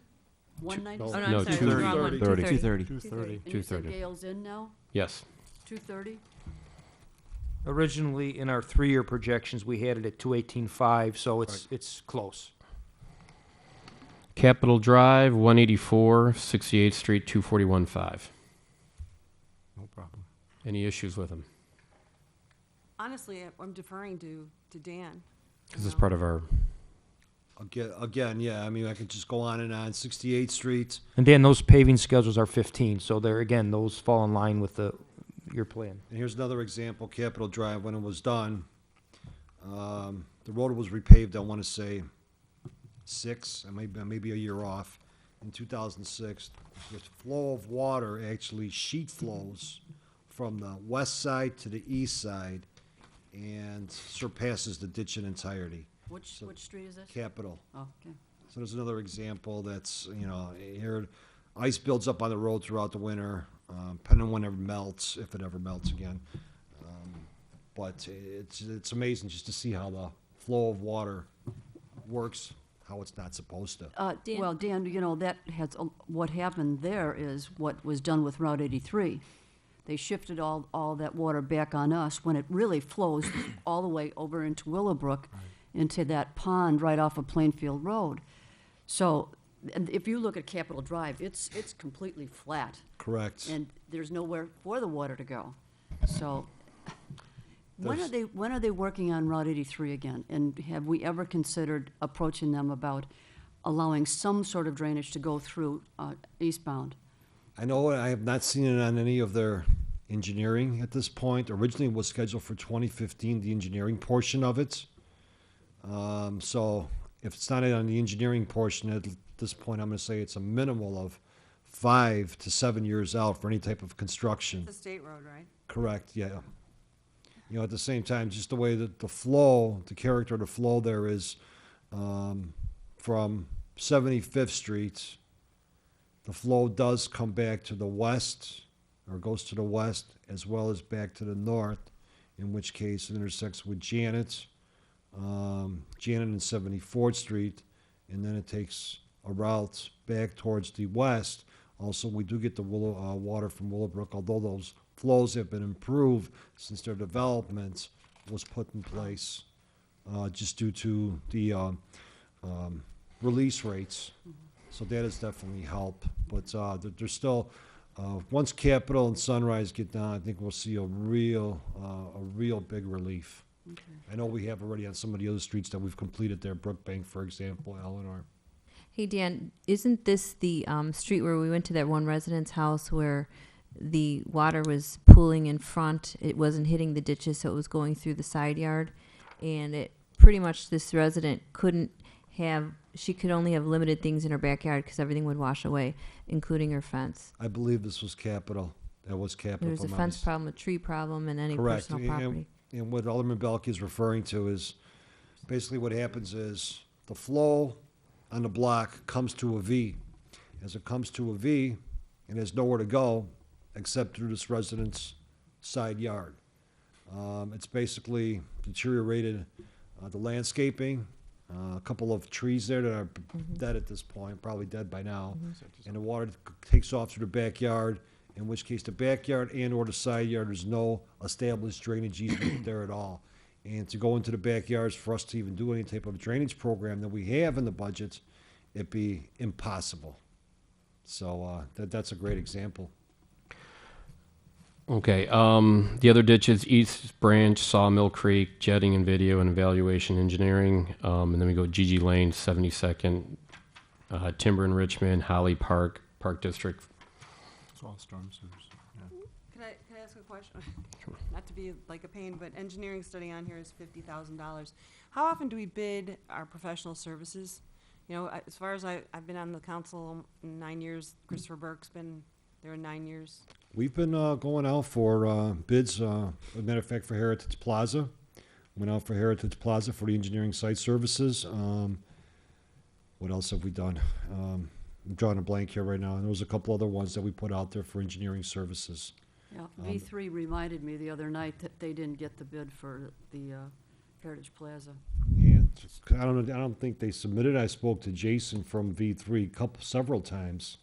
I'd have to double check. I'm not sure if it was Jason that didn't bid on that one or which one he didn't bid on. You know, we talked about this at Municipal Services. Alderman Opchi asked that same question when he was on the council. And Dan has submitted to us other things that were where it showed bids went out. One of the things about Christopher Burke that we've always talked about is that Christopher Burke has a history of knowledge of the city of Darien, and comparable to other engineering firms, that knowledge assists him in actually reducing certain costs because of that. And that was always the justification that we heard for why we continue to stay with Christopher Oh, I'm Burke. not saying that Also, you yeah. can't win it every time. I'm just saying that it also keeps professional services honest by, having them compete. I mean, We agree. same with legal counsel, whatever. Right, we No agree. offense to Attorney Murphy, who's, obviously we're not spending a lot of money there, but. We've asked that same question at Municipal Service. Yeah. We're on top of that as well. Yeah, I mean, across the board. Do you think you get to some point where the engineering firms don't bid because they feel that why bother if Christopher Burke is always going to get the bid? No, I really don't. And at the same time, we did go out, I want to say it's about 3 years ago. I'm going to try to look it up here right now. About 3 years ago, we went out to all these companies and asked them, okay, what are your costs for services? Now, keep in mind, Christopher Burke Engineering is a one-stop shop. So they have the wetlands department, they have the structural department, they have the civil, they have, all the facets of engineering and mechanical that we could possibly use. Whereas other engineering firms may not have all the services. So in that case, and again, I can't think of any of the names right off the bat here. No, I understand, Oh, but, we but did. again, we're a public, body, and Right. that's, large sums of money go to those firms. And, But Dan, you might have mentioned, I'm sorry, I was looking at something on the budget, but you have gone to bid several times recently, and they have been the low bidder, so. Correct. We've kind of done a hybrid recently, with our engineering services. Now, the day-to-day things, Dan will call out, Dan Gomek will call out Dan Lynch, he needs some help looking at some ditches. But for a couple of the larger projects, then we have been bidding out lately. Sure. For example, Kentwood Court. Obviously, we needed somebody out there right away to make the determination on whether that road should be shut down. God forbid we want another Walnut, for example. So in that case, we called up Christopher Burke Engineering. Hey, we need a structural engineer out here. Can you send somebody out here? Sure. Within an hour, they responded. Dan, if I remember, I don't know if it was last municipal or maybe the one before, but I thought I came across, it was the one with that lengthy ZZ agenda, I think it was. And I swear I saw. That narrows it down to 3 meetings. The one where we had all the unit Yeah, bids. yeah. Yeah. So I thought in that package I came across a bid where Christopher Burke was one of them and didn't get the project too. That was part of the Heritage Plaza, I believe. Was it? Yeah. You know what? Maybe it was. That may have been the architectural. Right, they got one, but Services, not right, something else. So I exactly. mean, it can happen, I guess. Oh, yeah. Okay. Any other questions on these ditch projects or these storm sewers? Just one quick one, Dan. The Holly Park, the 23, that's just half. We're getting reimbursed for the other half, right? Correct. 11.5 will come from the Park District, but I will need to show it as total expense, and then reimbursement will offset the expense. The East Branch Sawmill Creek evaluation, where is that study? Is that part of, that's not part of 68th Street, that's part, Well- what is that part of? It's part of the creek, referred to it as a Sawmill Creek. There's two sections, an East Branch and a West Branch. Basically, they start at, the West Branch starts at 68th Street, goes all the way up to 75th Street. Well, we have some plans on file. If anyone has had the opportunity to take a walk through there, staff feels that residents there have taken it upon themselves to build gardens, construct structures back there, whether it's sheds, fences, etc. That's a floodway through there. In order to, plus also there's an underdrain in that portion from 68th Street all the way up to 75th Street. The East Branch, which is from Plainfield Road down Crest, also goes from Plainfield Road up to 75th Street where they basically merge. Both of those have under drains again. The goal of this is to go in there and to be able to determine what grades are in place. In other words, what's the topography like and how has it changed in the last 40, 50 years. By having that type of information, we can now say we can create a project out of this. That project will be for better water flow. In conjunction with that, the floodplain maps are currently being revised. The opportunity here also exists that when this is all topoed, that survey will be compared to what DuPage County has put out on the floodplain maps.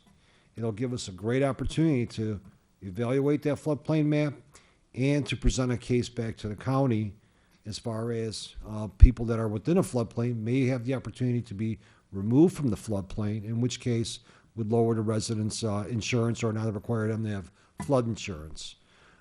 Again, this is something that, as far as I know, nothing has been done here in the last 20, 25 years. I understand there was some minor maintenance that the Public Works team took on about 15 years ago, where they brought a machine through one of the creeks and removed some dirt. I don't know what that exactly means, but nonetheless, the pipes under there are easily 30 years old as well. Okay, thank you. Dan, I just noticed that for the Holly Park, I had not allocated the revenue, so that total expense is 23? Yes. Okay, so I just reallocated, which gives 11,500 more into the revenue column. Any other questions on stormwater ditch projects? Okay, I think it's a good time to take a 10-minute break. So.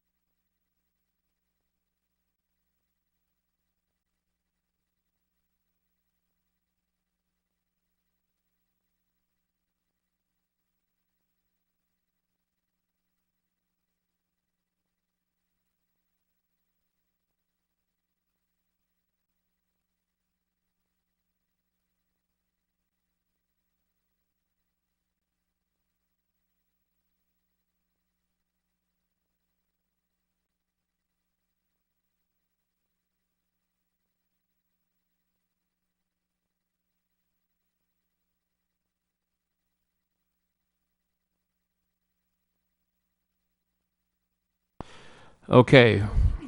Welcome back, everybody. We're going to go into, thank you, sidewalk replacements for 66,345.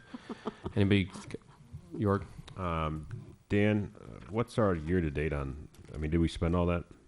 Sidewalk replacement. To date, I've got 60,000. 60,253, of which 7,500, well, that should have all still been charged. There was a reimbursement there from Hinsdale South. And I believe we started some sidewalk earlier as well, so it did meet the budget. Paul, I'm not sure if I had you check the sidewalk for last year or, okay. It's less than budget, too. This number that we're looking at this year is less than last year's budget. Is it? No. No. No, it's not. It's 10,000 more. Oh, this is, the- 10,000.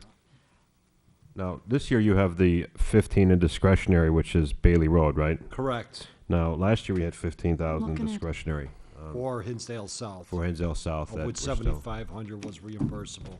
Okay, all right. Yeah. Thank you. Which is fabulous, by the way. What's that? The Hinsdale South sidewalk. Yes, it turned out very nice. Yep. Very nice. It's a great I co-op was looking at project. this number. Crack seal program, we're budgeting 125,500 for. Last year's 99,772 is what we're going to be coming in at. Any questions? And just so the council understands is, we're starting to go onto streets that are now, let me back up a second. Crack filling is done the third year, preferably the third year after a road is resurfaced. That's when we start to find centerline cracks, for example. In addition to, every road should be crack filled every 3 years up to year 9, even up to year 12, pending on the condition of it. Again, by going out to 12 years as a rule of thumb to resurface a roadway, we may be increasing some roads to a lifespan of 15 years. Years ago, there was this theory out there that the roads were lasting 20 years. It's impossible, not in this climate.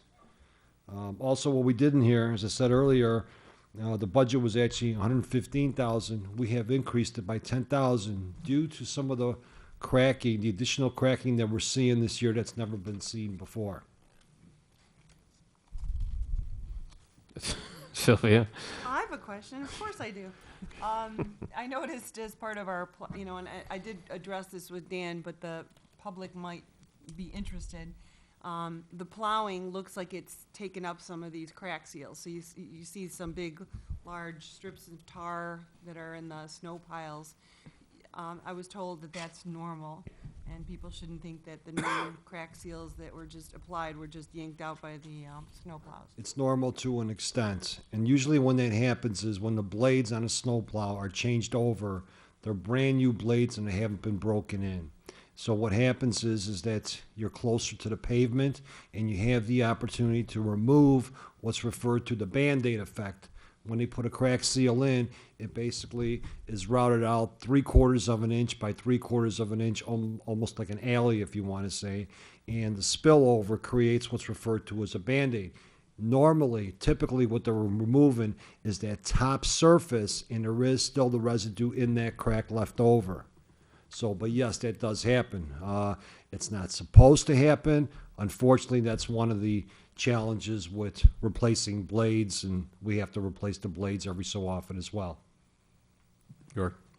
I was wondering, what's our total, if you know, road length for the crack seal program? I saw last year's, and I was just trying to get a feel for comparing the unit pricing, since I know the stormwater ditch projects increased about 10%. Yes, I do have that in here, and I'd have to, let me find a backup on that. I didn't see the total out on the chart. That's why I guess I was asking. It's Or did I miss it? 80, I could read this here, bear with me. 62,000, and we have a contingency of approximately 13%, which is 7,700 additional pounds for a total of, I want to say it's 89,700. I can't quite make that out. It's either 69 or 89. And then we had an additional 8,000 pounds that we're looking at putting in here. And the total crack fill, the amount It's not added up, but you can see all the road lanes that are in there. Yeah, it's the road length, I guess I was looking at. And I can get that calculated here real quick for you if you'd like, compared to last year. Actually, let me do that in a little while. I'll have those figures for you. Okay, sounds good. Now, Dan, you said that you put about $10,000 more because of the possibility of the winter, and what the winter cost? Correct. Okay. Any other questions on crack seal? Wait, how long you said that the crack seal's good for? 3 years. But when I say it's good, it's good for 3 years. Obviously, within those 3 years, additional cracks will start developing, in which case we'll catch the following through the third year. Curb and gutter program, 278,985. We're actually going to come in at 258,000. Our original budget was 351. Well, keep in mind, I want to correct that 257, 98,000 of it, Paul, correct me if I'm wrong, approximately 98,000 was charged back to FYE 13 because we did start the work earlier per That's the right. auditors. Right. That was adjusted. Bond payment 202,756. That's standard going all the way out. Any questions on any of those areas? And I'm sorry, if we back up to curb and gutter for a second. Sure. If you notice, the curb and gutter has been reduced this year by approximately $100,000, first of all. I'm sorry, about 80,000 actually. Second of all, the vendor has recently emailed me as of a week and a half ago requesting that he could start early. The target date for him to start was the week of April 7th, so I just want to make the city council aware of that. We'll be looking at introducing the agenda memo probably March 17, pending where the budget meetings are at that point. How can they find the curb and gutters right now? Maybe this weekend. That's why it's pending, let me back up, pending agenda memo and weather. Yeah. 25-35-4815 other projects, 194,000. Ash Borer Cycle 2 will be FYE 16. We go into Public Works Structure Repair for 52,000. Recently, over this past summer, what we've identified is one of the beams that holds up our Public Works garage is in the process of deteriorating to the point where a structural engineer had evaluated it and recommended to be removed and replaced as soon as we have the funding for that. So again, we put that in there. That's number one. Would you like me to continue on the other ones? too? Sure, please. Okay. The second one is the City Hall concrete and railings. Alderman Kenny did address this at the last budget meeting. This is in respect to the railings that are out in front here. They are deteriorating. Basically, the railing is was cast into the concrete, in which case the steel and the metal obviously don't mix, and they're starting to deteriorate very rapidly. So we've scheduled that for replacement, as well as the sidewalk entrance to the City Hall here, and some of a portion of the PD along the west side of the building there. The concrete over here specifically doesn't meet all the ADA requirements, especially on the ramp, the slope itself. So that's one of the issues that we want to make sure that we address as well. On the PD side, we're looking at eliminating one of the ramps there, just for the simple reason by code we don't need to have two ramps. We do have a main entrance for the police department, which is more than adequate for any type of individual that is challenged. In respect to the Public Works site parking lot, what that includes is there was funding that was contribution from a cellular antenna corporation here earlier last year, in which case we had negotiated with them two items. Number one was for them to fund for the water main to give us potable water over at the Public Works facility. That was one of the negotiations, and the second part of that was to expand our parking lot over at Public Works. If you've ever been there, especially during the summer, yet alone in the winter, we're very challenged with the parking and also with the recent antenna structure that's been put in place there. We've also lost some additional spaces there as well. So again, this will be something that we'll be looking at designing it ourselves. We know what we need. We know what the requirements are, and we'll be able to maybe even negotiate with our vendor for the road program to install the parking lot. This item will all be definitely coming back as parts of an agenda memo for the entire project. Dan, correct me if I'm wrong, but didn't we already receive the funds Yes, for the- this, the the fu- past fiscal year? Correct, current the funds fiscal are year. on file, correct. Thank you. York? I have a question regarding the structural repair at the Public Works facility. The memo attached to the budget has a different amount, slightly lower. It has it at 46,533, I think. I know I did put an additional contingency in there based on when this was priced out, and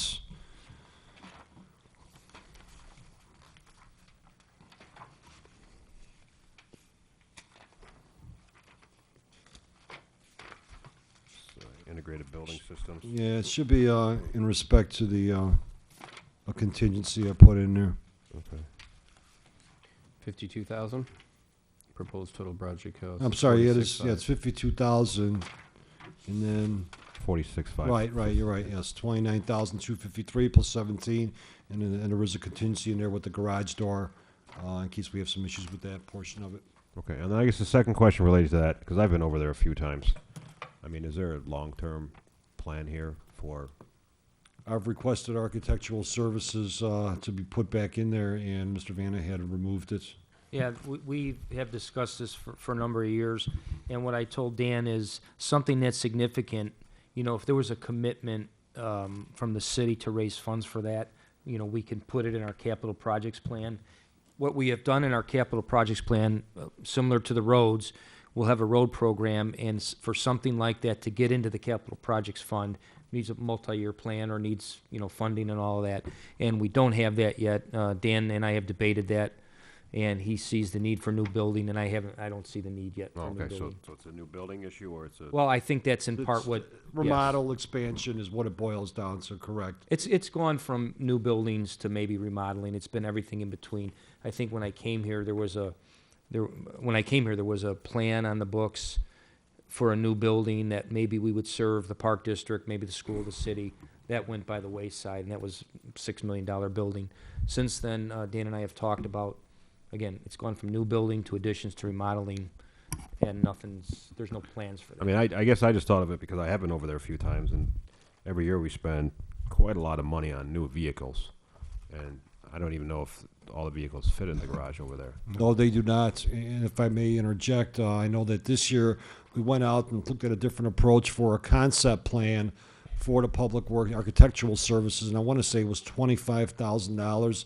I'm trying to find it as we're speaking here, but it's considerably lower than what's been presented in the past. So I do want to bring that to the council's attention. Several years ago, we talked about building an addition that would have a wash bay. Right. Where we could bring the trucks in there and then we could wash the police cars, we could do them all. But that was as Brian said, that was something we discussed, but never. Sounds like a great goal-setting topic, unless there was interest in looking anything earlier. No, again, I was just wondering what the life expectancy of a current building is, and I would hate to be. Well, the roof right now is obsolete. We do have occasional roof leaks, and the roof, again, it's not to a point where it needs to be removed and replaced yet. We know it's obsolete. We're fixing it as we need to. Again, lighting we just recently completed in there, so that's a night and day difference. And yes, there's a lot more that could be desired out of that building and make it more functional, useful. Don't forget, it used to be an old trucking firm. So, but again, if there's some consideration for that $25,000, I'm pretty sure that was the figure for it. I'd be more than happy to entertain that. What is the professional services that you have under capital for engineering bid specs? What is that for? I'm sorry, Mayor, where's it at? Oh, Bailey, Phase 2 engineering Oh, that's for Bailey. 62,000, Oh. yep. No, I'm talking Is about the 30,000 that's on the next page, page 71. Capital continued, 25-35-4325. Then it goes on the Consulting road crews. professional. Right. You've got, That is for the engineering specs for our road program and our Okay. road cores. okay. Well, the cores, I see, that made sense, but I didn't know what the engineering bit was. Yes. Okay. Dan, that 62,000, could you address that? Because while we've got this grant, we had to submit something to, what was it, to Illinois Department of Transportation?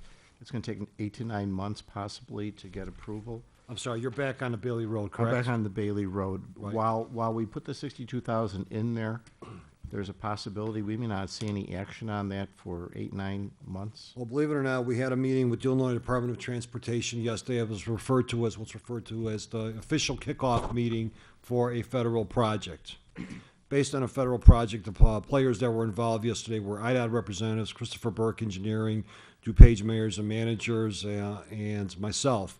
In conjunction with that, we discussed the items, discussed the scope of the project, and IDOT has basically told us that we can start phase 2 almost immediately with phase 1. So in other words, while phase 1 is being completed, portions of it may be applied to phase 2. So what we've done since then, well, since 2 days ago, I believe it is, not yesterday, I've reached out to the county to have an additional kickoff meeting with them, because the way the grant works, is I don't have all the details in front of me, is the county has agreed through a letter of intent to share cost responsibility. According to our understanding right now is that the portion of, on a percentage basis, the portion of work that needs to be completed on a county roadway will be at a cost to the county. The remaining will be back to the city of Darien, with the exception of the street light signalization. That will be at a 50-50 cost share. So again, in a nutshell, we're going to be able to move into phase 2 here rather sooner than later. And we're just waiting for the additional kickoff meeting with DuPage County representatives to make sure we have the proper protocols for the IDOT/federal format. So that changed considerably since when we talked about it, municipal services. Right, we did not expect that. Again, from 2 days ago, we were surprised that IDOT had brought that forward to And Dan, us. looking at our 3-year budget out in, at least for now, out into 17, we've budgeted, at least for our, what we expect or anticipate our portion, 263,000. Obviously, I think that works where that would be our expense and there's a reimbursement. I'm not sure if that, Reimbursement will be back from the county right now. The city of Darien is the lead agency for this, so we've been responsible for all invoices, in which case then we would invoice, or through the agreement, we would invoice DuPage County and they would reimburse us then. so And if you don't see the 800,000 number in our budget, that's because we're only budgeting the difference, our share. So we're gonna see work on that this year. Well, when you say construction, you mean?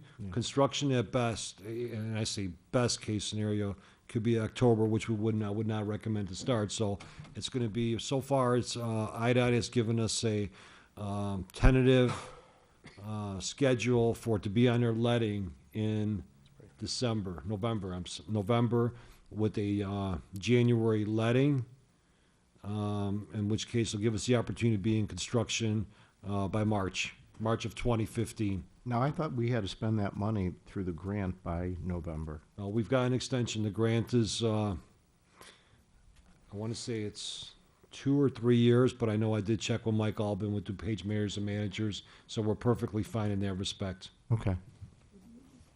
Now, when we're budgeting for our share, though, we don't know what our share is going to be yet. That's, I was just going to say that our share will be based on, after phase 1 engineering. Phase 1 engineering will determine what the percentage of city/county is. Okay. And when I say, we could award in March, we probably really wouldn't start till it coincides with our budget year of May 1st. Although it really wouldn't matter because it is a federal grant, so the money's is already out there as well for that portion. And Dan, I guess you're saying that we would be responsible for the total cost, and then we would bill back the county. I mean, I assume they're not as bad payers as the state of Illinois, so we're No. not gonna have to wait 2 or 3 years for the payment, so it's fairly, we're pretty much within the same fiscal year or short time. Definitely, yes. And we'll have a separate IGA once that comes into, once we have the better percentages out there. Yeah, and based on that information, I should probably move the forecast in, assuming the council approves the actual project. I don't recall if the council has approved the engineering of phase 1 or what was formally approved. Phase 1 is. Just phase right, 1. Which was taken out of, and the funding for that was through the capital projects on the funding. But it sounds the time frame, again, I have that in 17, at least for planning purposes, I should move that to 16 because it sounds like it's moved up a bit. For the construction. Yes. Yeah, I was just curious, if I know we've approved phase 1 of this, But is the council all on board on proceeding on this project as a whole to completion? I wasn't sure if everybody, Well, when we felt talked that way. about, when Dan announced the grant and talked about our potential cost, there didn't seem to be any, yeah, I don't remember us voting, I know we voted for phase one. Dan, there's still a formal agreement with the state or county that would need to come before the council. Obviously, we just approved the engineering, and I don't think the subsequent agreements have been finalized yet. Correct. So that will come for a formal vote, which they would require the Yeah, council to Okay. approve. there's separate formats, what's referred to as BLR forms, and the BLR forms were handed out or instructed what BLR forms will need to be completed. Okay. Any other issues for this area? Okay. 25-35-4855, street reconstruction rehab, we're budgeting $1,058,000. 2014 program will be 983,000 and add base repair for 75,000. Going down to program phase 1 engineering and biosealer, an extra 15,000 on that. I'm sorry, yes, can I back up for a Sure. minute to the 2014 program this year? We're looking at 983,000. That's approximately $300,000, $300,000 to $400,000 savings over the last couple of years of what we have basically spent out there. So I want to bring it to the council's attention that this year we're actually doing a little bit of less roads, and that's how the math works out, if you want to say. So that's why there's some of the balance. It balances out between ditches and roads again, just for information. The base program, again, we have 75,000 this year. Last couple of years, it's been right around the $60,000, $74,000 mark. And again, I explained what the base repair does. If anybody wants additional information, I'd be more than happy to entertain that. 83rd Street, Village of Woodridge, this is a resurfacing program, and it seems like this keeps on lingering out there. This is a grant that the Village of Woodridge was able to secure. It's similar to a grant that we have on Bailey and Plainfield Road. I'm not sure what the entire holdup is. I know that this project, as far as I'm concerned, should have already been in the construction phase, at least for this year. We're only on phase 1. So with phase 1, our cost share would be $10,000, and that is based on a percentage of the total amount of roadway that is owned and maintained by the city of Darien. What's holding it up? I wish I could tell you. I mean, there's some expansion with, they went back and expanded it up to, I want to say at 355, from Woodward up to 355. I was gonna say, what's the distance? Is it from Lamont all the way over? Originally, it was only from Lamar Road up to Woodward. Okay. Then came some thought process of taking the grant further to 355. And now recently, I'm not sure what exactly this had to do with it, but the subdivision that's being I was gonna say the constructed. Christmas tree farm, yeah. Right. I've had residents contact me on that. They're very concerned about water flow and how that's gonna impact them, because that's very low, and they're gonna build that up. Yeah, there's, And Darien's right on the other side of the street. yeah. Well, that's a sidebar issue. Again, I'm I not know, concerned but- about that at all. With the water flow and or any detention, their detention is going to be probably, detention will be, number one, there's no detention currently. So by the subdivision being constructed, there will be, the water flow will be reduced and it'll be controlled to what's referred as cubic feet per second on a release rate because of the redevelopment going in there. Whereas today, that water just flows and disperses where it needs to. There's no control management at all. Do we Yeah. have right of review of those plans? Yes, we've already been reviewing them. We've brought them through our traffic consultant as well as our drainage engineer.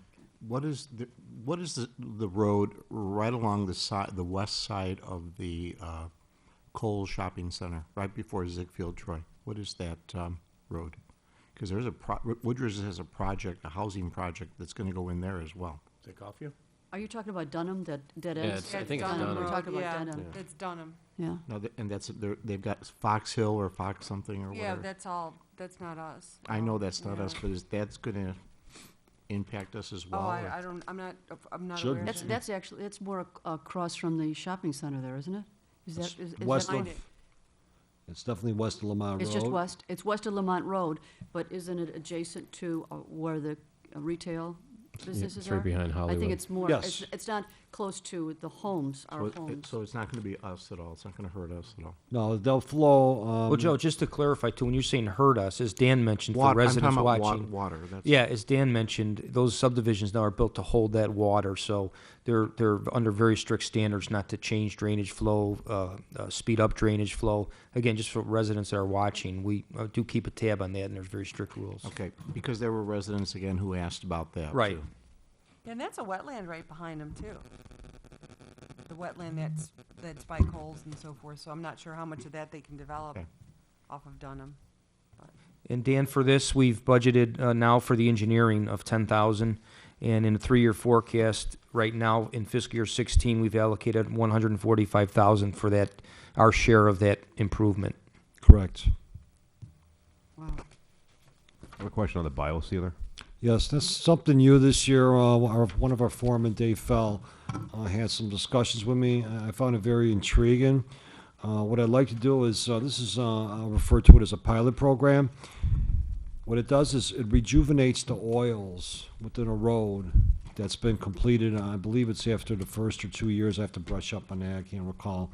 And what it does is it's a rejuvenator, what it does. And it keeps the oils in the roads. By keeping the oils in the roads, it could prolong the life of the road. Again, I'm not fully convinced of everything here yet. I think it's a great product that was introduced out there. It's probably one of the better products that I've seen in comparison to what they refer to as microsurfacing, which again is another type of rejuvenator, but it's very, very sloppy. And especially with sections with curb and gutter and people that have concrete driveways, it gets all over the place, regardless what vendors will tell me. And again, this is something that we just want to try on a trial basis. We'll pick out a street that's been done within the last I believe it's 3 to 5 years. I have to double check that. I guess because my question, I mean, the first thing that struck me, not an issue here, but I mean, they're charging 24% annual late fee if you don't pay your bill on time, which seems a little crazy. But this is just a sampling. So this is $5,000 for how many lineal feet of I road? believe it's 5,600 square feet. Should be 5,600. It's 56, the quantities, I don't know what the quantity refers to, I guess. But Yeah, I want to say it was either square. It should be square yards. Can't be square feet. 5,600 square yards is what it boils down to. So we're going to look at a roadway that's been out there for, like I said, 2 to 3 years, and yeah, after 3 years. And again, this product is basically guaranteed to fix any cracking resulting from oxidation damage.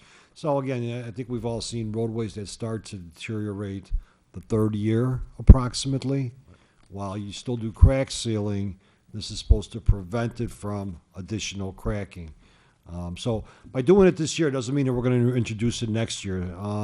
By doing it this year, as far as a pilot program, it may be watched for 3 years unless we see something drastic, and it's really an improvement out there. because it's quite pricey. I mean, it's not. At the end of the day, it is correct. And that's why, if there's an opportunity, from what I read about it, it seemed very intriguing.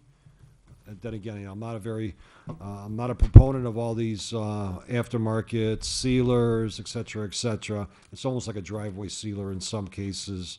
Does some other Whereas, town, like around us, have it that No. we could try and check theirs out? no, and that's why, like I said, it's something, they've used it downstate.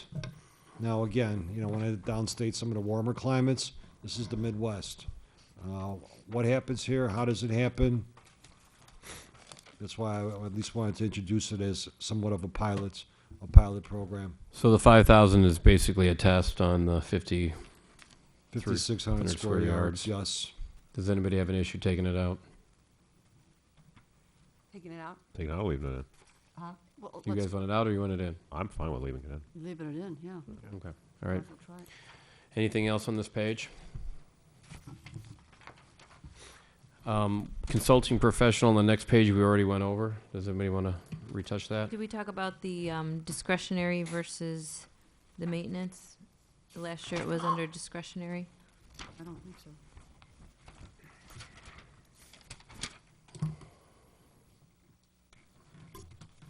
Which items are you talking about? Yours is completely different than mine. The account 25, 35, 43, 25. 15,000, I'm not sure. There isn't any discretionary? Yeah, I'm Oh. looking at last year's. Oh, you're looking at last year's, oh, I'm sorry, you're last year's versus.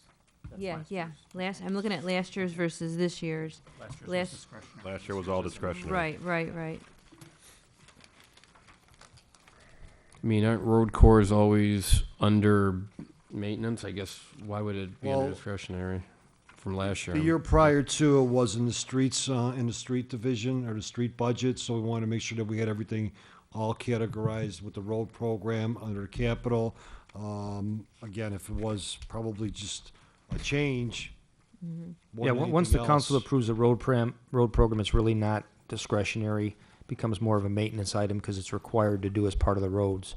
I don't recall why last year we had it in there, other than we did switch it over. Right. Okay. Maybe it was just from being a new item in that capital section when it was really should have been, just maintenance. Anything else in capital projects? Okay. Question for everybody. We're going to go in and talk about the discussion about financing the strip mall. Do you guys want to talk about this, or do you guys want to call it a night? You tell me. Talk about it. Well, I'm sorry. We still have to go through what, municipal and the special area? Special no? services area, you mean? Right. Yeah, we're going to go through, that's probably going to And be that's fast. And Water. then, is that all we have? We got the water fund. We got the water, Water fund, okay. water Yeah, depreciation. we have this, and the water fund will be a little more lengthy, and the Okay. three I handed out tonight are fairly easy and usually short discussions.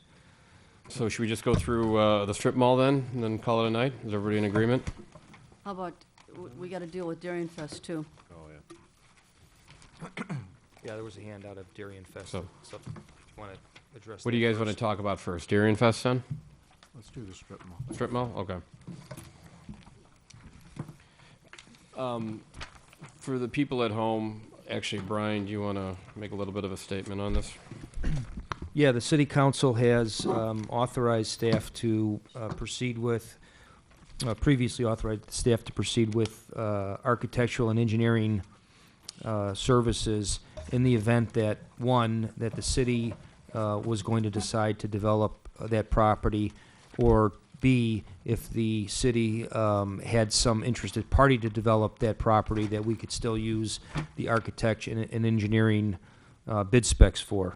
So one of the things the city council asked of staff is, if we do end up being the developer of that property, how would we finance the project?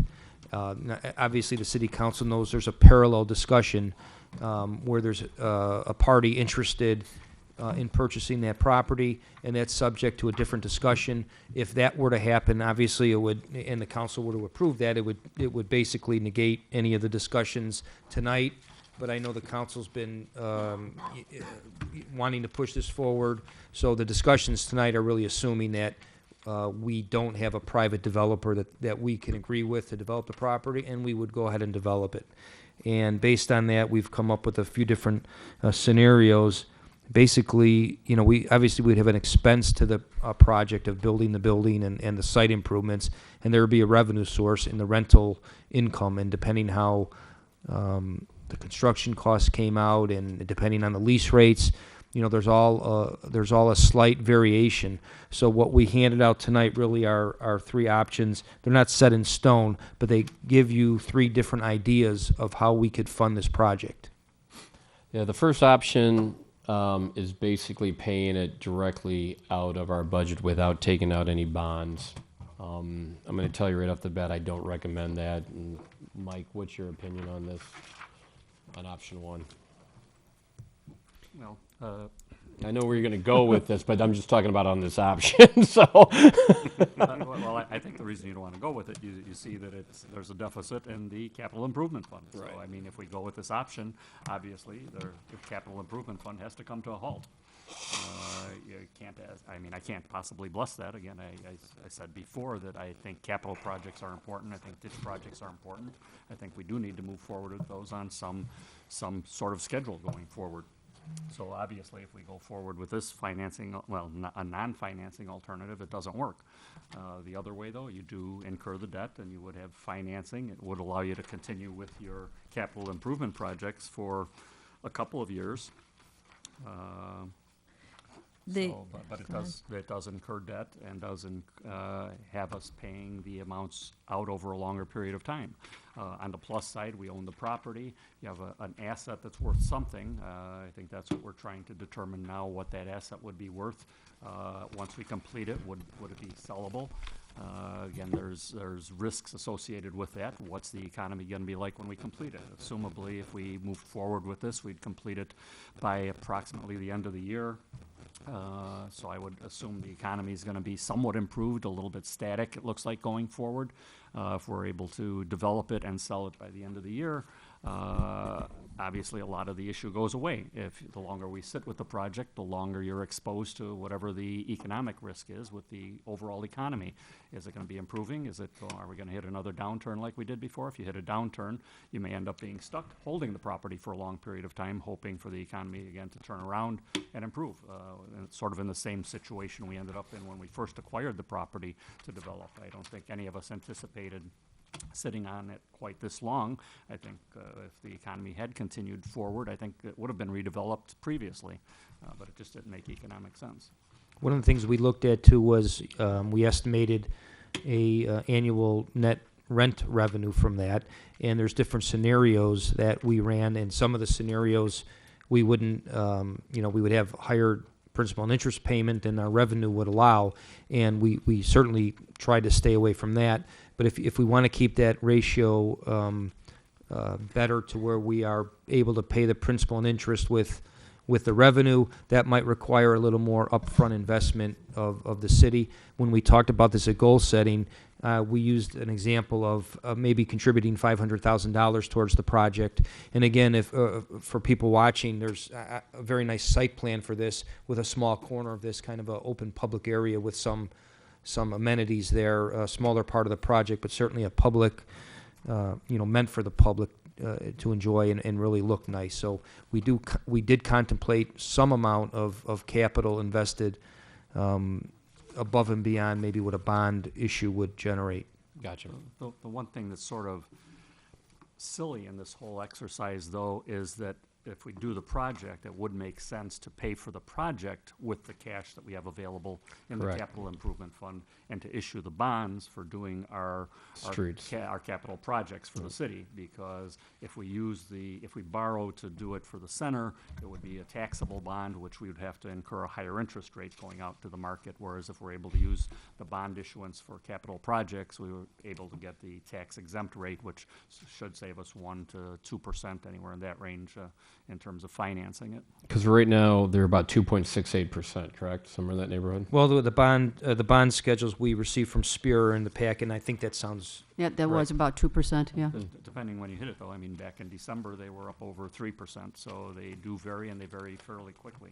Gotcha. There was about a 1% spread going on during 2013, which most people weren't aware of, so they can move up. And I mean, I don't anticipate them moving down beyond where they are now. They've come back down fairly dramatically. Gotcha. So I have a summary, I guess, for the viewers out there. For fiscal year 15, without the project, without the $3 million investment, our fund balance is $3,000,006, and if we take that $3 million out, of course, now we're at $600,000. But what happens then, even including the additional rent from the project, when we get to fiscal year 17, now we're in the whole $765,000, and that's what I like to focus on throughout these three options, is kind of in the next 3 years where we're going to be. Right. And that would be up for option one, which, as we talked about, it probably is not. It's not an option, as far as my opinion goes. The two options, option 2 and option 3, just to give a real basic terms, if we were to take out just a $2 million bond, for all intents and purposes, 16 and 17, under option 2, we would actually start making bond payments. With that, at the end of fiscal year 17, we would have a available balance of $711,240.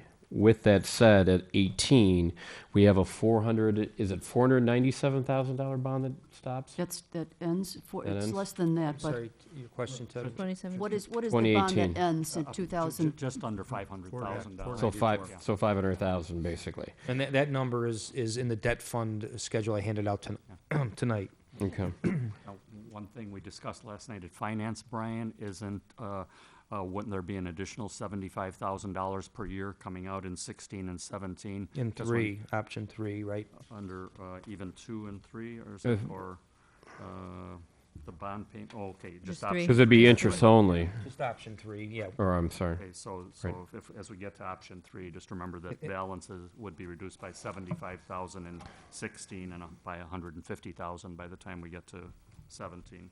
And that moves into option 3. Basically, we'd be doing interest only through the end of 17. At 2018, again, the $494,000 bond drops off that we have now, and then we would continue our pretty much the same amount of payments going forward. So One in- comment, Alderman, I'm sorry, just Yep. to point out, as this was calculated, and Scott, correct me if I'm wrong, we are showing in option 2 that we would issue a bond payment of $2 million for a $3 million project. Correct. So that difference gap is showing our investment that we're making from the capital projects fund. And that's the same thing with option 3. If we're doing interest only, based on an amortization of another 84 months afterwards, our payments are probably going to be pretty close, or probably even a little bit less than where the 494 is at right now, from what I remember. My math is correct. Yeah, Yes. there was a schedule there too, and it was slightly lower than our payment. I think it was at about, a $3 million bond. I'd have to check. It was about a little less than the current amount. I would just have to find that particular debt schedule. It was a little less, and it also included a coupon rate of 4%, which is a little higher than we would anticipate, but. We're all using the worst case scenarios, though. So, obviously, our ultimate goal would be to sell the property outright, but I'm just looking at it from the aspect at option 3. We're going to continue the same payments that we're going to have, and we're also going to be able to redo that property. So for me personally, if I'm looking at all 3 options, I'm going to go with option 3. It's my own personal opinion. What's Yeah. everybody feel Yeah. about it? I think option 3, okay, so what we're saying here is that with the issuing of the new bond coinciding with the expiring bond, the residents won't really feel that in their tax bill. So that part stays the same. However, if we don't go with option 3, then these residents theoretically would save about 80 to, what was the number here? 120 80 to about. 120 on their tax bill. So it's not really felt, but it's there. And once it's done, we still own it, and we never know what could happen. Obviously, somebody could come in and buy it from us, and then what we do with those funds later on is a different animal. But again, the 3 options are still out on the table. What's everybody's opinion on this? And can I correct? Please, go ahead. Can I make sure we're all on the same page? That if we did the option 3, we'd be done paying in 2023, 24, isn't it? 2024? Under option 3, it was in the 2022, 2023 range. Thanks, Tina, you're right. What's everybody's opinion? I want to hear from the treasurer.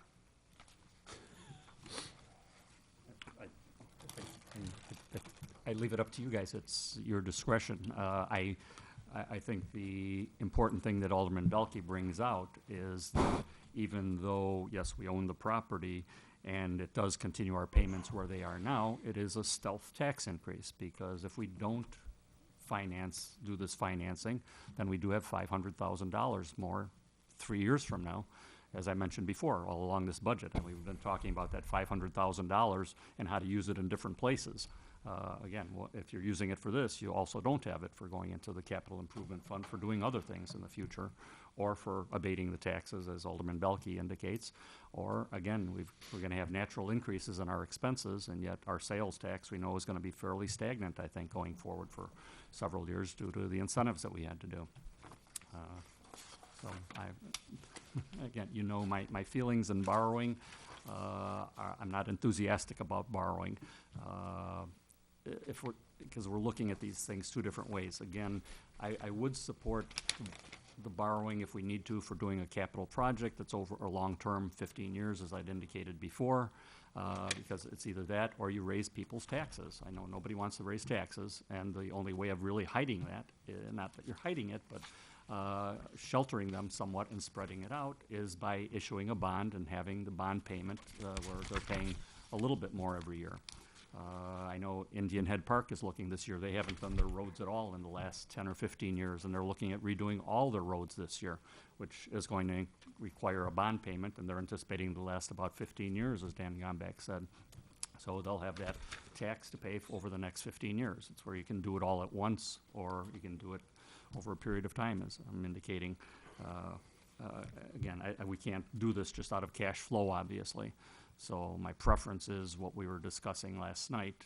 So I hope we don't have to commit one way or the other over here. If we have to, yes, we do have to borrow. The sooner we do it I would recommend we probably do it before the end of 2014 as opposed to getting into the future, because again, interest rates I think are at the low spot right now and probably will stay low for most of this year.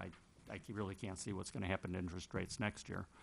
And there's no way of continuing with our capital projects and doing the center without doing the borrowing, so we have to borrow. The only question is, do we go with option 2, do we go with option 3? Again, option 1 I don't think is viable. But Mike, option 3 does generate about 200,000 more in payments by the end because we're paying 4 years of interest. So if you look at the bond schedules, I mean, financially there is a difference between the two. And in the handout, on a $3 million series, which was a little higher now, but for estimating purposes, that total principal and interest payback was $3.6 million, and option 3 was, it looks like, about 3.4. So we don't have identical numbers because we're talking about 2, and the schedules are done based on 3 million and different interest rates. But you're right, there is a slight savings. Yeah, and the third, no matter what the numbers are, in the third scenario over the second scenario, there's a few more interest-only years that would add to the. At the end, it's a couple 100,000 more or 100,000 more, depending on the final number. Is there a way, as we head out to a few years from now, and perhaps we're making more money on this than we thought? I don't know how, but no, I mean, if situations change between that or whatever other our revenue stream is, we could just prepay this? The answer to that is probably not. As you recall, last year we did the bond refinancing, and typically what you have when you're issuing municipal bonds, if you wanted to prepay it and you thought you could do it in a relatively short period, say 2 years to 3 years, I'd suggest we just go out and work with a bank with a construction loan. Problem when you're dealing with municipal bonds, the people that are out there buying them are buying a bond for a 5-year period or a 10-year period, just like you'd go to the bank and get a CD. Well, what the government requires, if you're going to pre-refunds them, in essence, what you have to do, you could issue a new bond like we did last year to take advantage of the low rate.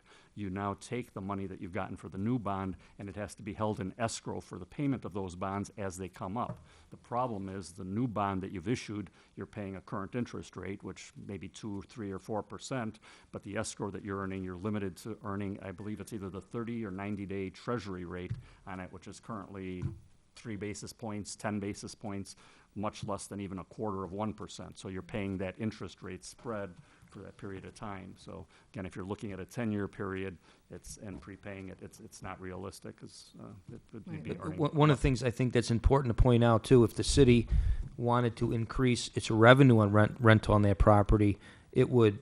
I mean, there would be a decision to sell to somebody like a CVS, which obviously the city council had talked about. We're not interested, but those are the types of entities might pay more.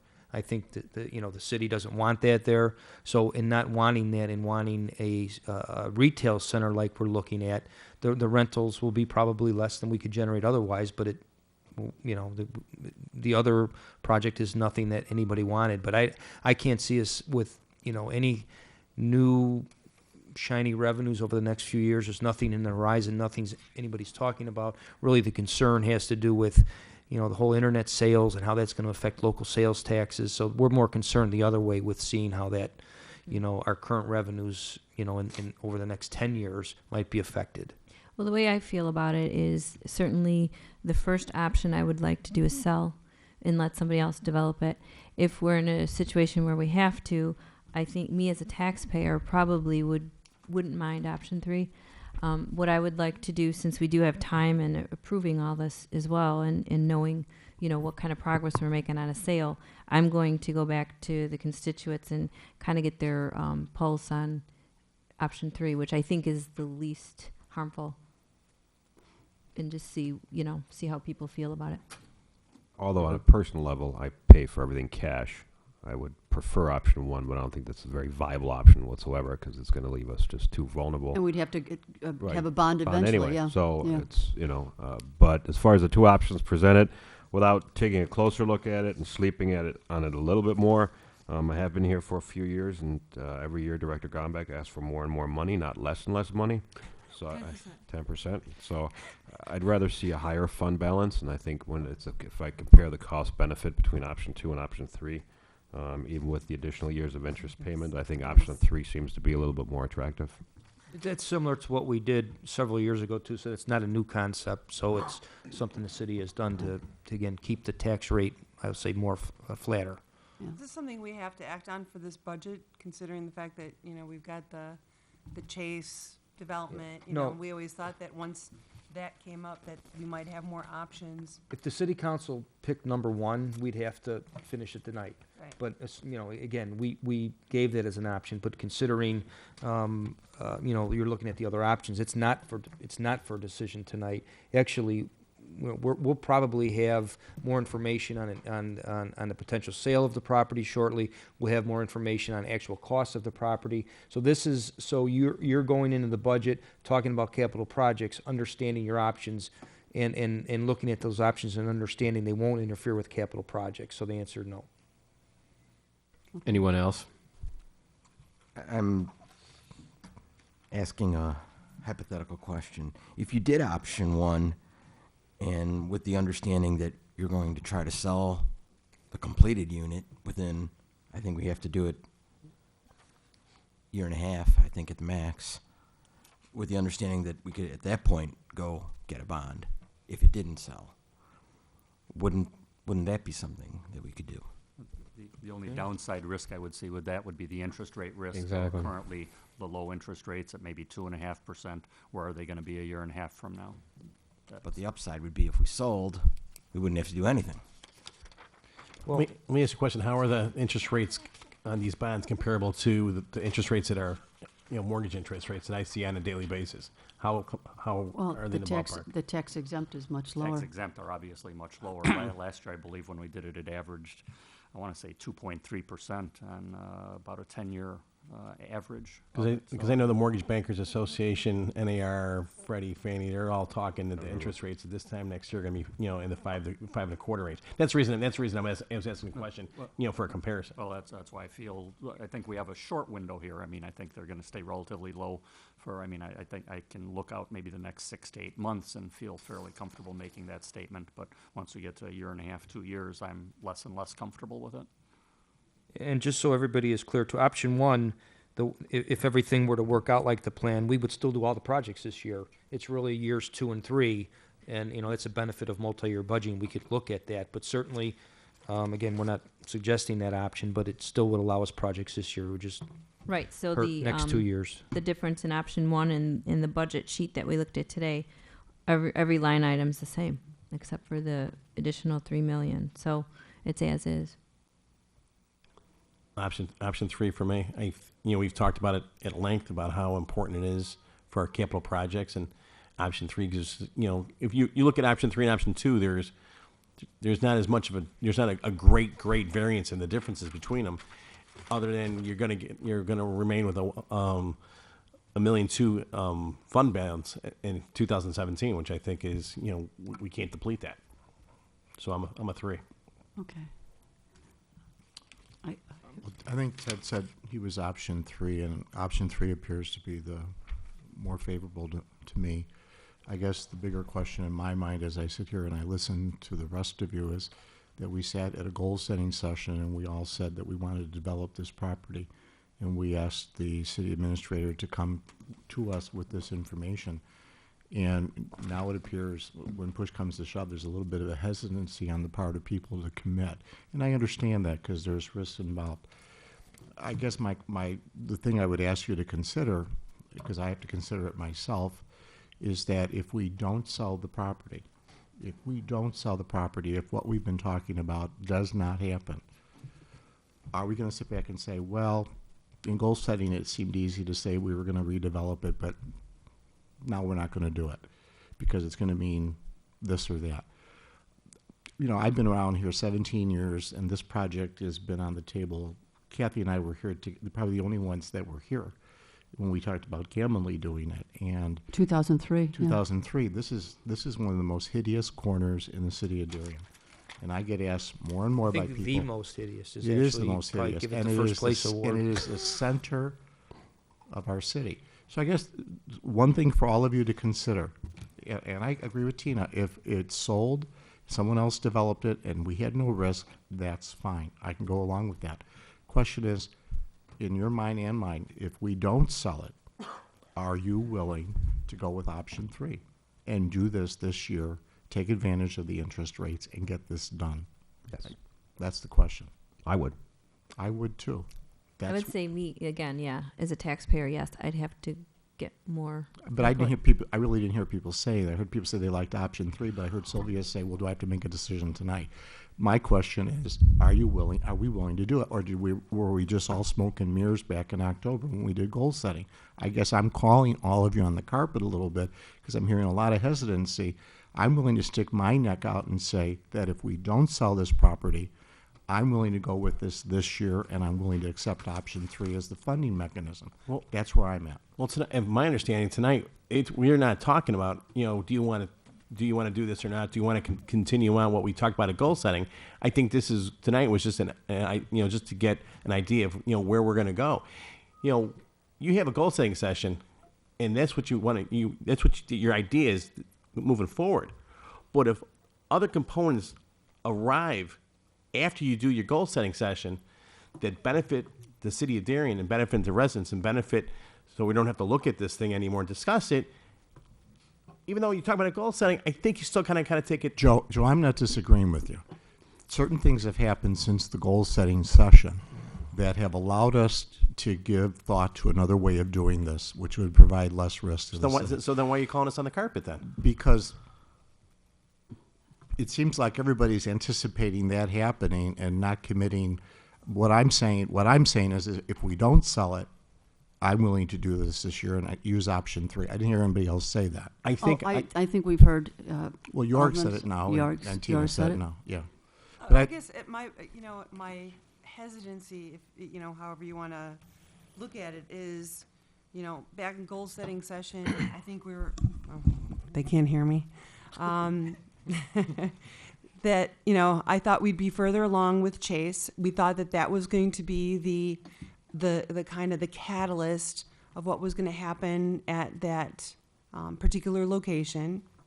We also didn't have a budget in front of us where we're talking about spending and allocating millions and millions of taxpayer dollars, and then this is another $3 million just plopped down at the same time. So I guess I need time to get a sanity check from my residents, and I'm just not willing to, at this very moment, make that decision, I think, because, it's just, there's a lot of moving pieces here. I understand. And I, too, would like to see some resolution on that property because of the where we're at with it. But, there might be, if option 3 is what we decide to do, I might go back and say, okay, because now this is coming after we've almost gone through the entire budget. Correct. And I might say, you know what, $3 million, maybe it's not a $3 million bond, maybe it's something half of that, and maybe there's some things that have to just get cut out of the budget. So, my thoughts are not all together when it comes to this particular topic. Well, I guess that's why, and I agree with you. I think that's a good thing to do, is to sit back and say that if we do decide to do this, are there other areas that we need to go back and say, well, maybe we shouldn't do this year and take out less of a bond. Right. I agree, and I agree with you on that. Yeah. I understand that. I think the key though is will the rent, what principal and interest payment will the rents handle? That's, I think material. I think we've talked about that a little bit Correct. at the committee meeting, and that's why, the numbers we've put together, would match that based on some reasonable rental rates. Now, we're estimating that, under these scenarios, we are estimating that we'll have that fully rented also. And that's something that we'd have to come back to with the council if it's our construction season. Dan has talked to a number of tenants, but we'd have to solidify those also. Anybody else's opinion on this? Just for the record, I'm 100% behind this project. After 5 years of being on the, city council, we constantly get people coming up to me or to everybody else and saying, what are you guys going to do at the strip mall? What are you going to do at the strip mall? Either way, I hope that we can end up selling it and moving forward with it. Otherwise, if not, for me, option 3 is where I'm looking at. That's for the record. I guess the only thing I'd like to throw into that, though, Ted, I get a lot of those questions, too. I think we all get that same question. When is something going to happen with the strip mall? But I Right. think we still need an enlightened decision to make sure we make the right decision. I have no problems at all explaining what we're doing and the steps we're doing and what we're evaluating. And when you explain that to them, I think they see a clearer picture and understand more than it's just, yeah, it is an eyesore. We don't like it there. We all agree. But again, I don't feel that we should just throw money at it without making sure it's a reasoned, thoughtful approach. Right. And that I think everybody agrees with that. I think everybody wants to take that thoughtful approach. So I don't have any problem at all talking to my residents and saying, okay, it's not happening just yet. It didn't happen a year ago because of this or that. And I think once they hear and understand it, I think they really appreciate what we're going through and what we've been wrestling with this economy the last several years. Otherwise, it would have been done previously. And I think that for every complaint I had about that corner, I've had probably equal complaints about keeping my tax dollars low. And that's kind of where I'm, trying to protect that. The hard part in that discussion is that we are probably not the, what's the word I want to use? The tax burden? Yes, we are not the tax burden on our residents. Right. When you look at all of the other taxing bodies and what they're charging, I think when they speak to us, that's what they're speaking to. Because I think you're right. Mayor, I think they don't understand it. I was driving through my ward, and I'm the new guy, and I'm asking people how things going, how am I doing so far, and what can we be doing, lower my taxes. And when I turn around and tell them, I go, 70% of your tax bill is going towards the schools. What do you want me? I can't do nothing about it, and they don't understand it. I had a homeowners association meeting at Carriage Greens, and we were talking about tax rates. Same thing came up, and I had a woman who said, I pay $10,000 to live in the city of Darien, and I said, no, you don't. And she said, what do you mean? I said, it's probably about 3% of your tax bill. And she says, what does that mean? And the guy next to her said, that means you pay about $300 towards the city of Darien. She goes, oh, no, I pay $1,000. He goes, look at what you pay to the schools. Look what you pay to the park district. Look what you pay. It maybe does cost $10,000 for her to live in the city of Darien because of everything else. But the city of Darien is still relatively inexpensive for the services you get. Although I'm totally sympathetic with people wanting lower taxes. But at the same time, it's a good deal living in the city of Darien. Well, I guess I understand that, and yes, we're a very low percentage of our tax bill. But if we quantified the 80 to 120 that we're talking over a period of how many years this bond would be, it's sizable enough, I think, for some residents. I would pay it, but I don't know if everybody else would want to. I honestly don't think anybody's jumping to any conclusions. I mean, it's a process. It's just a continuing process, and I think we were all highly on board, and then this offer came in, and now we're looking at the risks to see if we can minimize those risks. But, I don't think anybody's rushing into anything. I think this just is a situation that needs to come to some sort of closure, period. And I don't think there's been any change of heart really by anybody here. I think everyone's just being cautious. But it's a no-brainer. We have to move forward on this. It's, like everyone said, it's been 5 years. Anything else on this? All right. Last thing, let's go into the Chamber of Commerce Darien Fest proposal.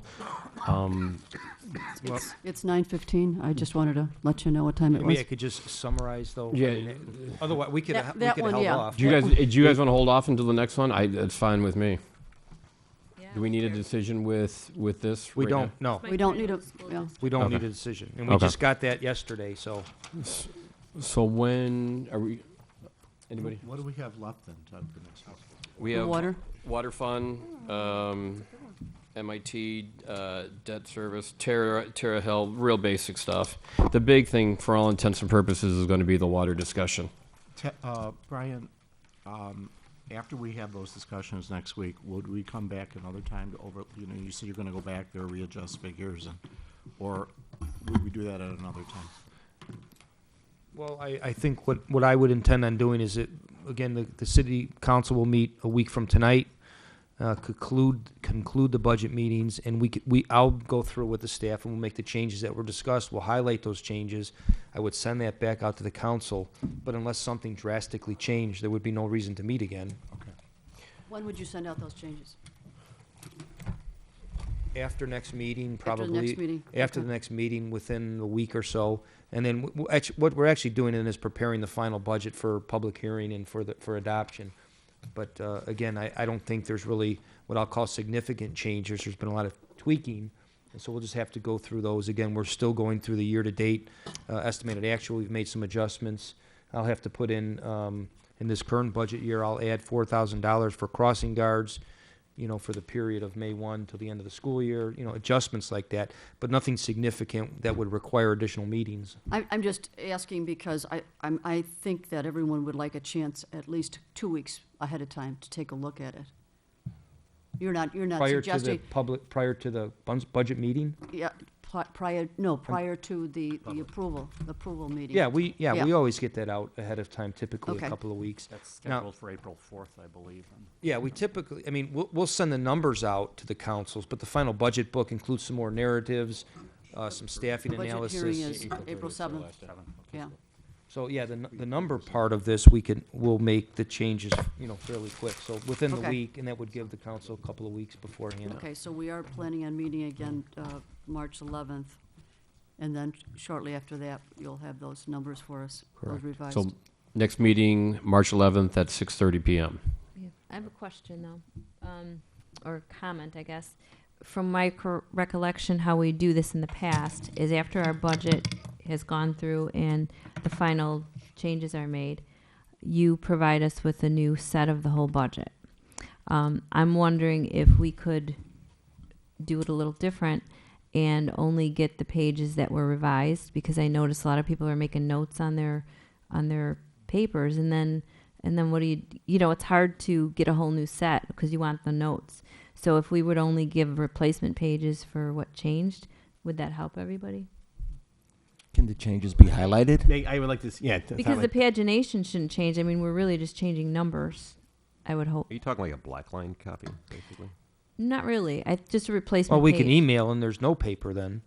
And then but the final budget we print out will have all that, because it really is a different Well, document. I know that, but because there's supplemental data and all Yeah. that, but that's all additional. So I guess I would say the replacement pages of the core budget and then all the sups, of course, we'd have to have separate.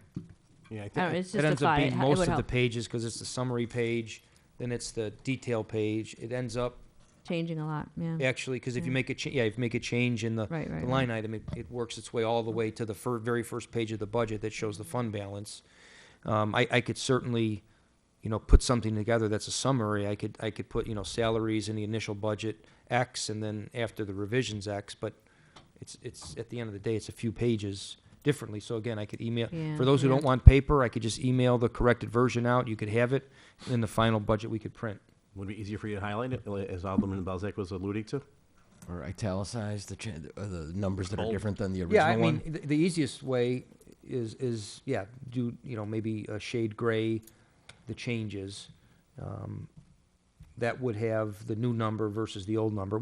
We can work on giving something that shows the changes, so it's easier to read. That's a different question, though. That doesn't answer But it would still help Tina's. because when I saw gray, I'd know that was something that Oh, was changed, right. and then I can. I'm sorry. If I can that's your swap out question, the changes then. that we'll send, we will somehow show the box or the number that changed. Yes, we'll do Yeah, that. I think that would help at least. But it I will mean, be all 'cause, the yeah, the other pages. comment, it would be a It will little still be all the different. pages, but yeah, Yeah. I won't just send you another document that you can't compare and contrast to the original one you have. No, we'll make it clear. Okay. Michael? Yeah, before we adjourn, I just would like to thank, we've got a cameraman that's sitting back in a back hole there that puts a lot of time in. He was here last week for over 3 hours. He's been here tonight for over 3 hours. And I know his name is Joe. I don't even know his last name. I apologize, Joe. But he puts a lot of time and effort in here so the residents can see him. So I just want to applaud him and thank him for his efforts here publicly because Is it, nobody gets Joe- to see the man behind the scenes. Thank you. Schultz, is it Schultz or Miller? Who's doing this camera tonight, sir? Joe Schmitz. Yeah. Schmitz, that's Joe it. Schmitz. Come on, take a bow. Thank you, Joe. I think you should at least get a free Citizen of the Year this year. He does. He does, okay. Yeah. Yeah, 'Cause I he's know one of some our people- volunteers, Yeah. yes. Anything All else? of our, did you know that? Our, I knew some All of people our- did. I we didn't know the incorporated- camera guy did. Yeah, we yeah, we included- incorporated all of our committee and commission people into this event instead of having a separate event. Anything else? Motion to adjourn? So moved. Tina? All right. Good night, everybody. Good night. Hey, Turning the Brian? microphones off. You know what? We never, we approved, the police committee minutes at the last meeting, but we didn't have any